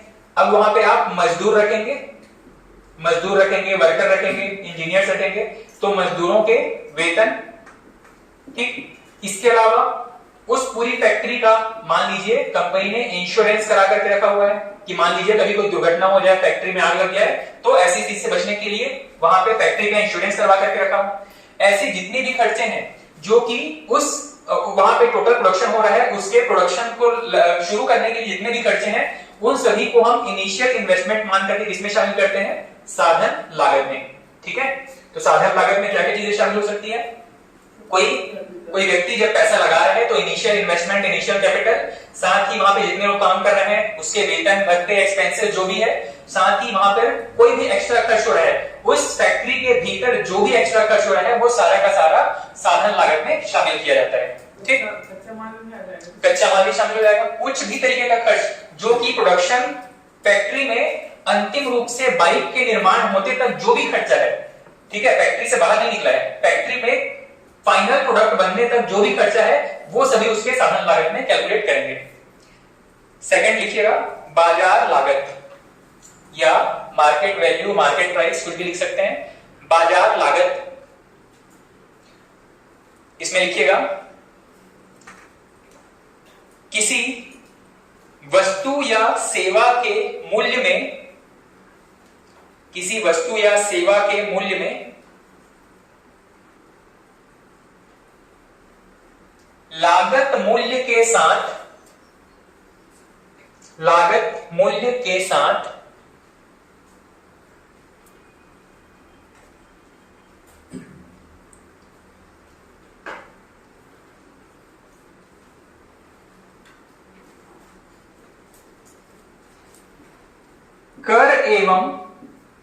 कर या टैक्स एवं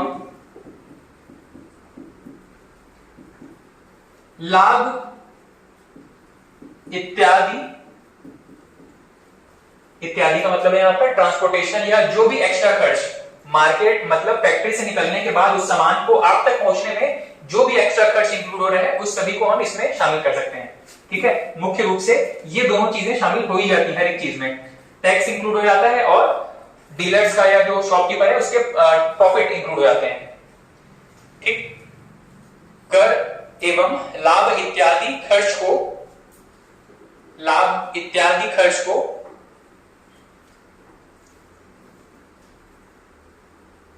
जोड़ दिया जाता है, लाभ इत्यादि खर्च को जोड़ दिया जाता है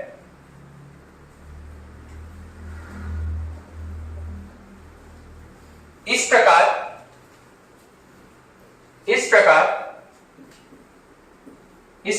प्राप्त अंतिम मूल्य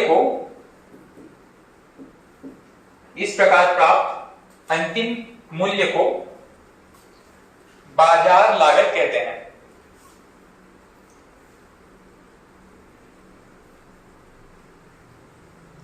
इस प्रकार प्राप्त अंतिम मूल्य को बाजार लागत कहते हैं।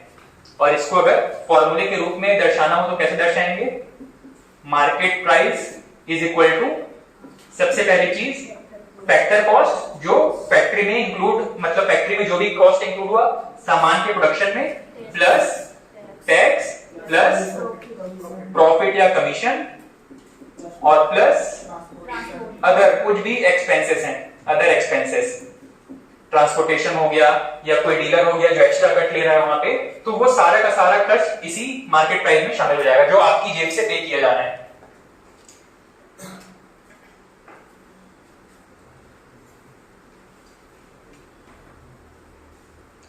ठीक, फैक्टर कॉस्ट और मार्केट प्राइस समझ में आ गया।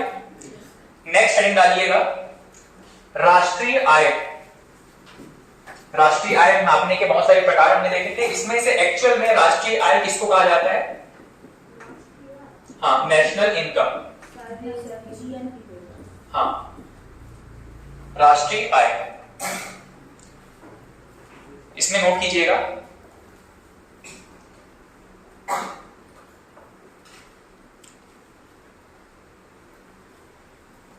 जब शुद्ध राष्ट्रीय आय एनएनपी, जब शुद्ध राष्ट्रीय आय का मूल्यांकन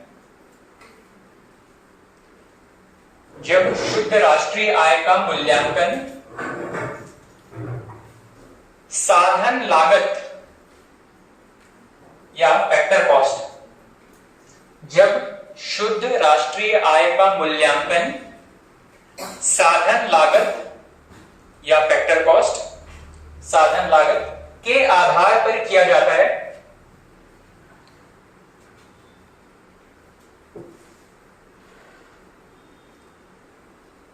इसे ही राष्ट्रीय आय कहते हैं। इसे ही राष्ट्रीय आय कहते हैं। जब शुद्ध राष्ट्रीय आय का मूल्यांकन साधन लागत पर किया जाता है, इसे ही राष्ट्रीय आय कहते हैं।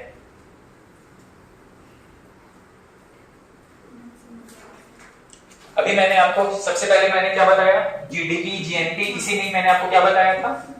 NNP, net national product. उसके बाद मैंने आपसे किस तरीके की चर्चा की है?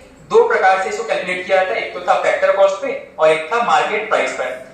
यही जो एनएनपी है इसमें भी मैंने बताया था कि इसको भी दो तरीके से कैलकुलेट कर सकते हैं, एक तो फैक्टर कॉस्ट पे और एक था मार्केट प्राइस पे। मार्केट प्राइस को अगर यहाँ पे छोड़ दीजिए, मार्केट प्राइस में तो बहुत सारे टैक्सेस और प्रॉफिट इंक्लूड हो जाता है, तो एनएनपी जो कि फैक्टर कॉस्ट पे निकाला जाता है, इसी को हम क्या कहते हैं? एक्चुअल में देश की राष्ट्रीय आय, उस देश के लिए राष्ट्रीय आय नेशनल इनकम कहेंगे। ठीक है, नेट नेशनल प्रोडक्ट या शुद्ध राष्ट्रीय उत्पाद, जो कि जिसका मूल्यांकन किस पर किया जाता है? साधन लागत या फैक्टर कॉस्ट पर किया जाता है, इसी को हम क्या कहते हैं? राष्ट्रीय आय कहते हैं। ठीक, और इसमें क्या प्रश्न पूछा जाता है? इसमें जनरली एक प्रश्न आपको इस तरीके से पूछा जाता है, इसका फॉर्मूला क्या लिखेंगे आप? ठीक है, नेशनल इनकम या राष्ट्रीय आय का फॉर्मूला क्या लिखेंगे? ये प्रश्न बहुत एग्जाम में पूछा जाता है। ठीक है, इसमें लिखिएगा national income is equal to NI is equal to NNP minus factor cost में किसको इंक्लूड नहीं करते हैं?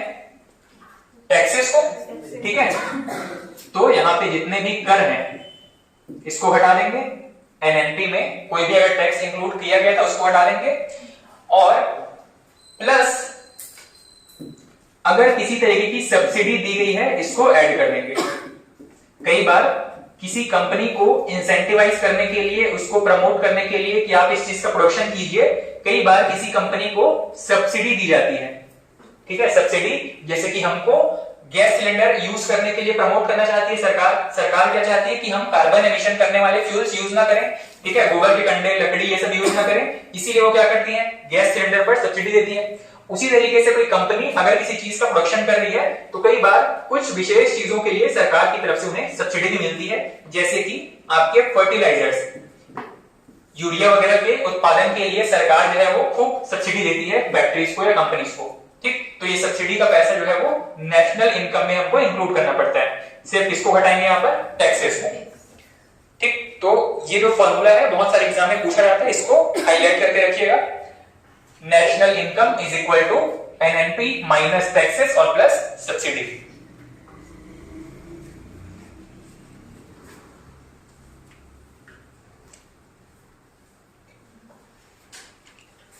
ठीक, नेशनल इनकम में ये कुछ इंपॉर्टेंट टॉपिक्स थे जो हमने कवर किए। इसके बाद कुछ मिसलेनियस क्वेश्चन है जो कि एग्जाम में पूछे गए हैं, इनको बस सीधा टॉपिक खत्म होने के बाद नोट करके और सीधे पॉइंट में नोट करते चलिएगा। नोट लिखिएगा और टॉपिक के बाद में सीधा इंक्लूड करते चलिएगा।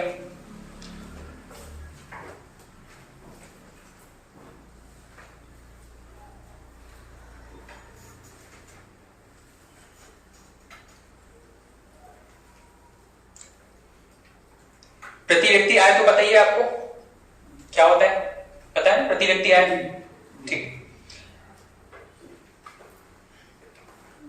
इसमें लिखिएगा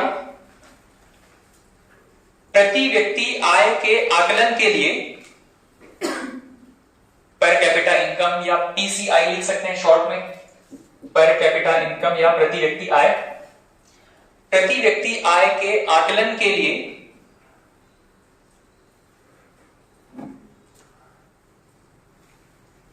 वर्तमान में आधार वर्ष कौन सा लिया गया है? 2011-12। वर्तमान आधार वर्ष 2011-12 है। हाँ, क्या पूछ रहे थे? हाँ, इसको लिखिएगा। पूर्व में यह 2004-5 था। पूर्व में यह 2004-5 था। अभी नया प्रपोजल था कि इसको शायद 15-16 करेंगे, ठीक है। अभी लेटेस्ट जो है वो 2011-12 के हिसाब से ही चल रहा है। नेक्स्ट पॉइंट लिखिएगा, किसी देश की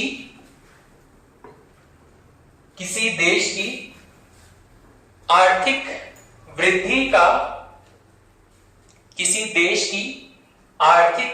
का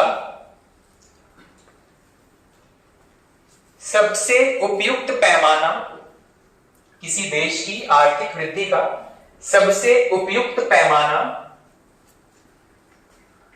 per capita income, PCI, per capita income या प्रति व्यक्ति आय, किसी देश की आर्थिक वृद्धि का सर्वाधिक उपयुक्त पैमाना प्रति व्यक्ति आय या पर कैपिटा इनकम है। अच्छा, इसी से संबंधित हमने कुछ कॉन्सेप्ट पढ़ा था। एक चीज हमने पढ़ा था आर्थिक वृद्धि, और एक पढ़ा था हमने आर्थिक विकास। आर्थिक वृद्धि या आर्थिक समृद्धि कहा था इसको, और एक तरफ था आर्थिक विकास। दोनों में कुछ बेसिक डिफरेंस बता पाएंगे? एक डिफरेंस जिससे दोनों चीजें क्लियर हो जाए। सर, आर्थिक वृद्धि एक लिमिटेड टर्म है और हाँ। आर्थिक विकास एक ब्रॉडर टर्म है। आर्थिक वृद्धि में मतलब क्वांटिटी को देखा जाएगा, और आर्थिक विकास में हाँ, इसको वर्ल्ड बैंक जारी करता है, और UNDP, ठीक, आर्थिक विकास को। आर्थिक वृद्धि और आर्थिक विकास में अगर एक बेसिक डिफरेंस हमको जानना हो, समझना हो, टेक्निकल चीजों को छोड़ करके, तो ये आप रखिएगा, आर्थिक विकास में सिर्फ बात की जाती है क्वांटिटी की, ठीक है। किसी व्यक्ति के पास पहले 10,000 आते थे, अगर उसके पास पर कैपिटा इनकम मान लीजिए 20,000 रुपए कैलकुलेट कर दिया सरकार ने, तो हम ये कहेंगे कि उस देश की आर्थिक वृद्धि बहुत अच्छी जा रही है। वहीं दूसरी तरफ आर्थिक विकास में ये देखा जाता है कि वहां पर वृद्धि भी हो, मतलब लोगों के पास सोर्सेज बढ़े, साथ ही उनकी लाइफ की क्वालिटी भी बढ़नी चाहिए, क्वालिटी ऑफ लाइफ, इसको भी ध्यान में रखा जाता है। पर कैपिटा इनकम क्या होता है, ये तो एवरेज है, मतलब कोई व्यक्ति अगर जीरो इनकम वाला भी है लेकिन एवरेज जब निकालेंगे तो इसके हिस्से में कुछ ना कुछ इनकम आ जाएगा। लेकिन जब यहाँ पे आर्थिक विकास का मापन किया जाता है तो हर एक इंडिविजुअल की लाइफ किस तरीके से पॉजिटिवली चेंज हो रही है, उनके जीवन में क्या सकारात्मक परिवर्तन हो रहे हैं, इसको भी ध्यान में रखा जाता है। और इसको ध्यान रखने के लिए बहुत अच्छा ऑप्शन क्या क्या है हमारे पास, उस देश में एजुकेशन कैसी है, हेल्थ कैसा है, हेल्थ केयर कैसा है, और साथ ही वहां पर ट्रांसपोर्टेशन फैसिलिटी कैसी है। ये बेसिक चीजें हैं जिसको ध्यान में रख करके वहां पर क्वालिटी ऑफ लाइफ मेजर की जा सकती है। आर्थिक वृद्धि और आर्थिक विकास में क्या डिफरेंस है, यहां पर सिर्फ क्वांटिटी की चर्चा की जाती है, यहां पर क्वांटिटी प्लस क्वालिटी दोनों को ध्यान में रखा जाता है। सर पर कैपिटा इनकम ये नेशनल इनकम को जनसंख्या से डिवाइड कर दिया है।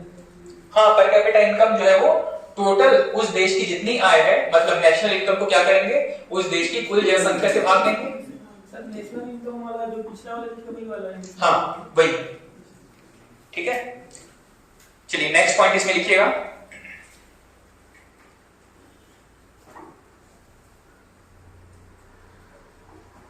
अच्छा, बहुत सारे इकोनॉमिकल कॉन्सेप्ट हैं, कौन कौन इसको जारी करता है, इसको अलग अलग जगह पे हमने लिखा था। जैसे कि गरीबी के बारे में कौन आंकड़े जारी करता है, बेरोजगारी के बारे में, राष्ट्रीय आय के बारे में कौन कौन जारी करता है, इसको यहीं पर एक छोटा सा टेबल बना के नोट में ही या फिर बस पॉइंट वाइज नोट करते चलिएगा, ठीक है।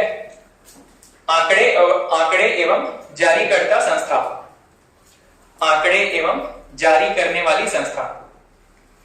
सबसे पहला है गरीबी। गरीबी के बारे में कौन आंकड़े जारी करता है, नीति आयोग या प्लानिंग कमीशन। मतलब पहले प्लानिंग कमीशन योजना आयोग जारी करता था, अब नीति आयोग जारी करता है। पहला लिखिएगा गरीबी डैश नीति आयोग। गरीबी के बारे में आंकड़े या इसके बारे में जो भी जानकारी है नीति आयोग जारी करता है। सेकंड है बेरोजगारी। बेरोजगारी NSSO।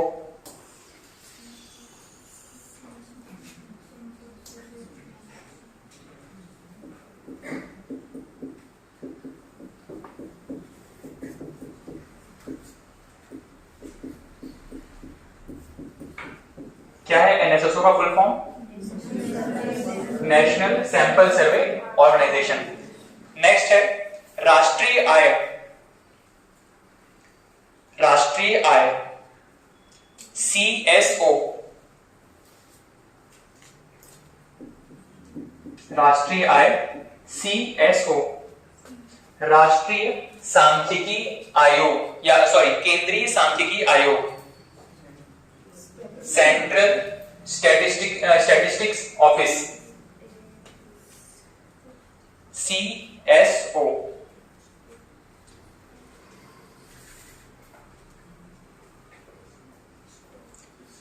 और नेक्स्ट है मुद्रास्फीति या महंगाई। इसके बारे में हम आगे पढ़ेंगे, बस यहां पे इसको नोट्स में इंक्लूड कर लीजिएगा, महंगाई या मुद्रास्फीति।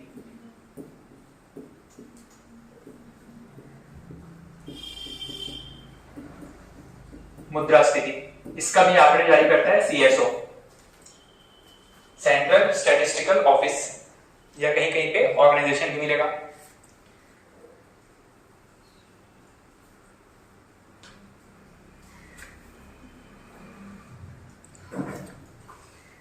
चलिए नेक्स्ट पॉइंट लिखिएगा इसी में ही।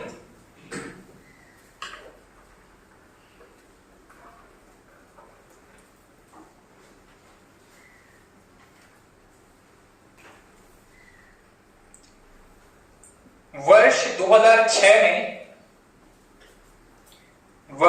2006 में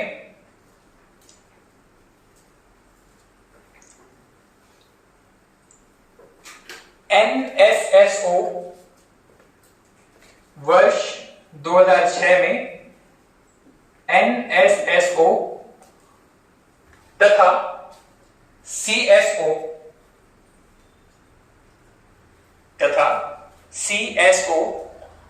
का विलय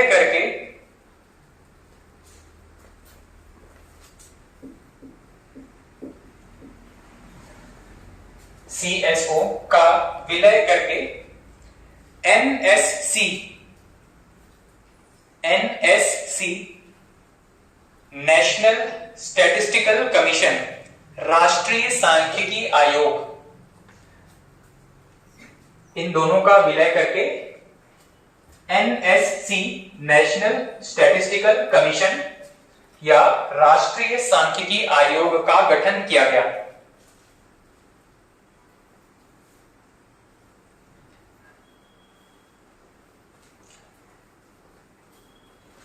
ठीक है, NSSO और CSO का विलय करके NSC नाम की संस्था इसका गठन किया गया, राष्ट्रीय सांख्यिकी आयोग।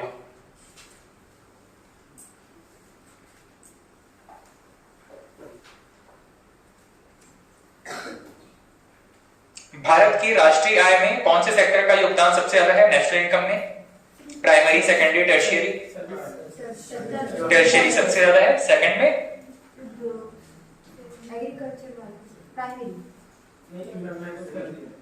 राष्ट्रीय आय में सबसे ज्यादा योगदान, हाँ, इसको चाहे तो नोट कर लीजिएगा, प्रश्न सीधा सीधा पूछा जाता है, आपने वैसे इसको नोट किया है, पर यहाँ पे राष्ट्रीय आय के रूप में इसको नोट कर लीजिएगा।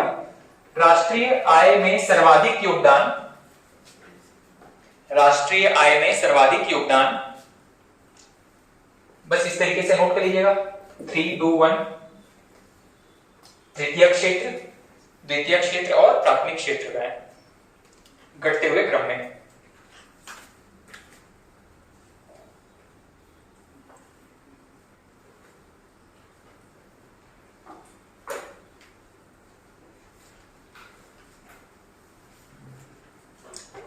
चलिए, एक प्रश्न पूछा है, सकल घरेलू उत्पाद का सूत्र क्या है? सकल घरेलू उत्पाद का सूत्र क्या है?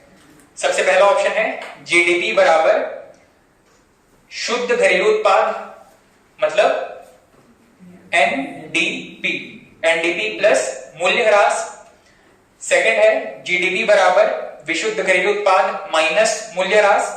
तीसरा है जीडीपी बराबर सकल राष्ट्रीय उत्पाद, मतलब gross national product GNP minus विदेशों से प्राप्त आय। अब इन तीनों में से कुछ ऑप्शन हो सकता है और लास्ट है आपका इनमें से कोई नहीं। अच्छा, जीडीपी आपके हिसाब से क्या होता है? ऑप्शन तो आप वहां पे आपको पता है, कॉन्सेप्ट तो लगा ही लेंगे। जीडीपी के फॉर्मूला या तो बना करके पूछा है या तो आपसे एक्सपेक्ट कर रहा है कि आपको इसका प्रॉपर डेफिनेशन पता हो, ताकि आप इसका फॉर्मूला तुरंत वहां पर चेक कर पाए कि कौन सा सही है या कौन सा सही नहीं है। ठीक है, तो जीडीपी में क्या क्या चीजें शामिल थी इसमें? हाँ,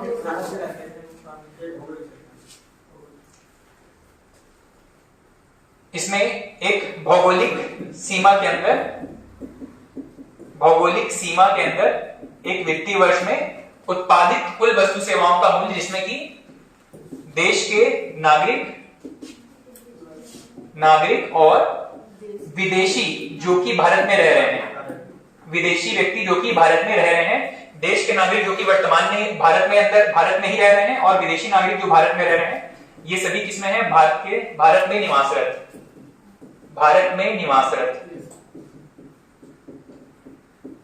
ठीक है, इनको हम शामिल करते हैं जीडीपी के अंदर। उसके बाद में है जीएनपी में किसको शामिल किया जाता है? बराबर यहां पे आपका क्या आ जाएगा? जीडीपी माइनस किसको हटा देंगे? यहां पे विदेशी नागरिकों को हटा देंगे और भारतीय नागरिक जो विदेशों में कार्यरत हैं इनको ऐड कर दिया जाएगा। ठीक,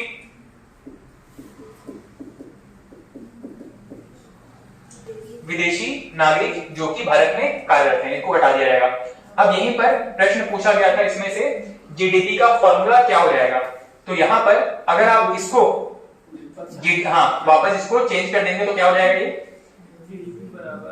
जीडीपी बराबर जीएनपी प्लस विदेशी नागरिक, ठीक है, विदेशी नागरिकों की आय, इसको अगर शामिल करेंगे तो जीडीपी का फॉर्मूला यहाँ पे निकल के आएगा है।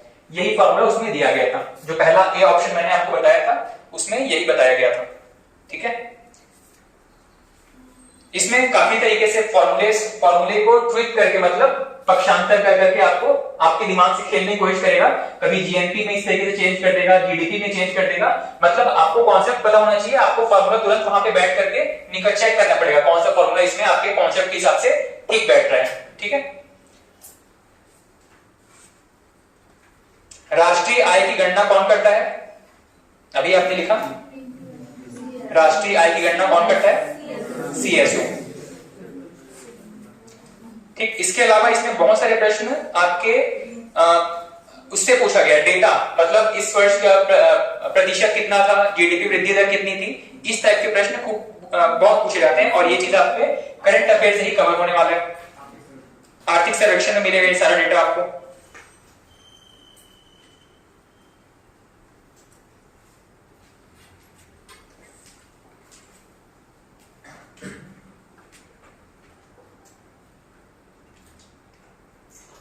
जिस वर्ष कोई एग्जाम हुआ है उस समय के आर्थिक सर्वेक्षण से खूब प्रश्न पूछे गए हैं। 2018 में कोई एग्जाम हुआ है उसमें पूछा गया है कि 2017-18 के लिए सकल घरेलू उत्पाद में वृद्धि दर क्या थी। ये सारा डेटा आपको या तो इकोनॉमिक सर्वे में या तो बजट में मिल जाएगा, ठीक है। अच्छा, एक क्वेश्चन पूछा गया है, इसमें आप बेहतर बता पाएंगे। सकल घरेलू उत्पाद का मुख्य स्रोत क्या है भारत में, जीडीपी सकल घरेलू उत्पाद का मुख्य स्रोत क्या है, इसका आंसर आपको कहां पे मिलेगा, यहां पे, ठीक है। भारत में सकल घरेलू उत्पाद का मुख्य स्रोत क्या है, उद्योग, वानिकी, कृषि या सेवाएं। जीडीपी का मुख्य स्रोत डोमेस्टिक प्रोडक्ट में उस देश में हमने डेफिनेशन पढ़ा कि उत्पाद मतलब किसी वस्तु या सेवाओं के उत्पादन का कुल अंतिम मौद्रिक मूल्य क्या कहलाता है, वहां की जीडीपी कहलाता है। और जीडीपी में सबसे ज्यादा कॉन्ट्रीब्यूशन किसका है, टर्शियरी या सर्विस सेक्टर का है। इसी चीज को यहाँ पे पूछा गया है, भारत में सकल घरेलू उत्पाद का मुख्य स्रोत क्या है, उद्योग, वानिकी, कृषि या सेवाएं।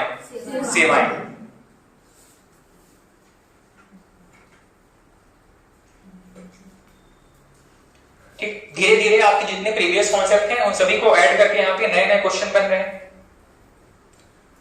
इनमें से राष्ट्रीय आय का संबंध किससे है, मैंने अभी आपको नोट करवाया था, राष्ट्रीय आय का संबंध किससे है एक्चुअल में, एनएनपी नेट नेशनल प्रोडक्ट से है, माइनस कर और प्लस सब्सिडी, ठीक। अच्छा, उसके बाद इकोनॉमी में हमको एक नया चैप्टर पढ़ना होता है एग्रीकल्चर के बारे में, पर एग्रीकल्चर में हमने ज्योग्राफी में बहुत सारी चीजें एग्रीकल्चर के बारे में पढ़ा हुआ है। अब मुझे आप बताते चलिएगा क्या क्या हमने वहां पे नहीं पढ़ा था। हमने ज्योग्राफी में मौसम के आधार पर फसलों का बंटवारा पढ़ा है, रबी, खरीफ, जायद फसल पढ़ा है। इसके अलावा उद्योग के आधार पर पढ़ा है, मतलब कुछ खाद्यान्न फसलें हैं, कुछ कैश क्रॉप्स हैं, ठीक है, कैश क्रॉप्स या नकदी फसलें हैं। इसके बाद में हमने कृषि के प्रकार पढ़े हैं, मिश्रित फसल और स्थानांतरित फसल, जिसमें झूम खेती के बारे में पढ़ा था। उसके बाद आपको एक चीज याद आ रही क्या, कृषि जोत के आधार पर बंटवारा किया जाता है खेती का, लघु कृषक, सीमांत कृषक, मध्यम कृषक, अर्ध मध्यम कृषक, ये कहीं पे नोट किए थे, मेरे ख्याल से ये टॉपिक वहां पे रह गया था। उसके बाद में विभिन्न क्रांतियों के बारे में पढ़ा था कलर के बेस पर, है ना। बताते चलिएगा, श्वेत क्रांति किससे संबंधित है, हरित क्रांति ग्रीन रिवॉल्यूशन, हरित क्रांति तो बता दो, ये सबसे पहला होता है फसल उत्पादन से, ठीक है। हरित क्रांति के जनक किसको कहा जाता है, भारत में तो स्वामीनाथन हो गए, विश्व में नॉर्मन बोरलॉग। हरित क्रांति का सबसे ज्यादा प्रभाव किस क्षेत्र में पड़ा है, भारत के उत्तर, दक्षिण, पूर्व, पश्चिम, उत्तर भारत में सबसे ज्यादा इसका पॉजिटिव इंपैक्ट पड़ा।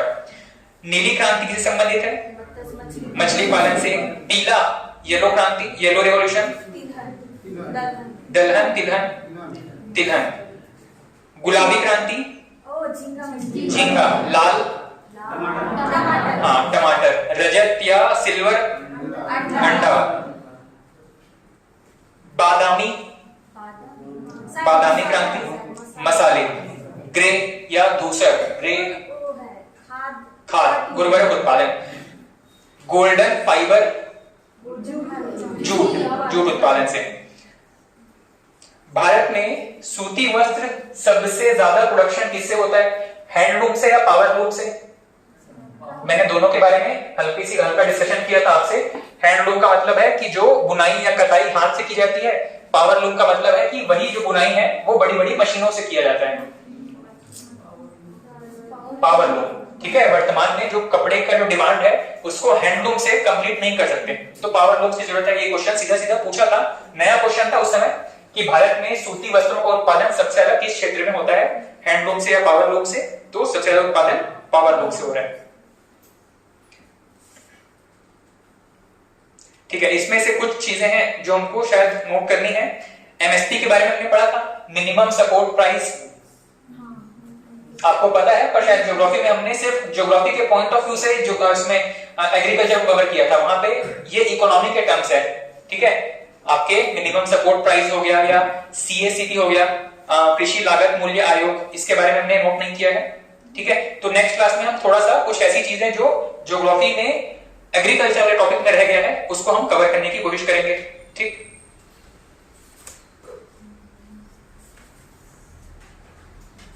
फसल बीमा के बारे में शायद वहां पे हमने नहीं पढ़ा है।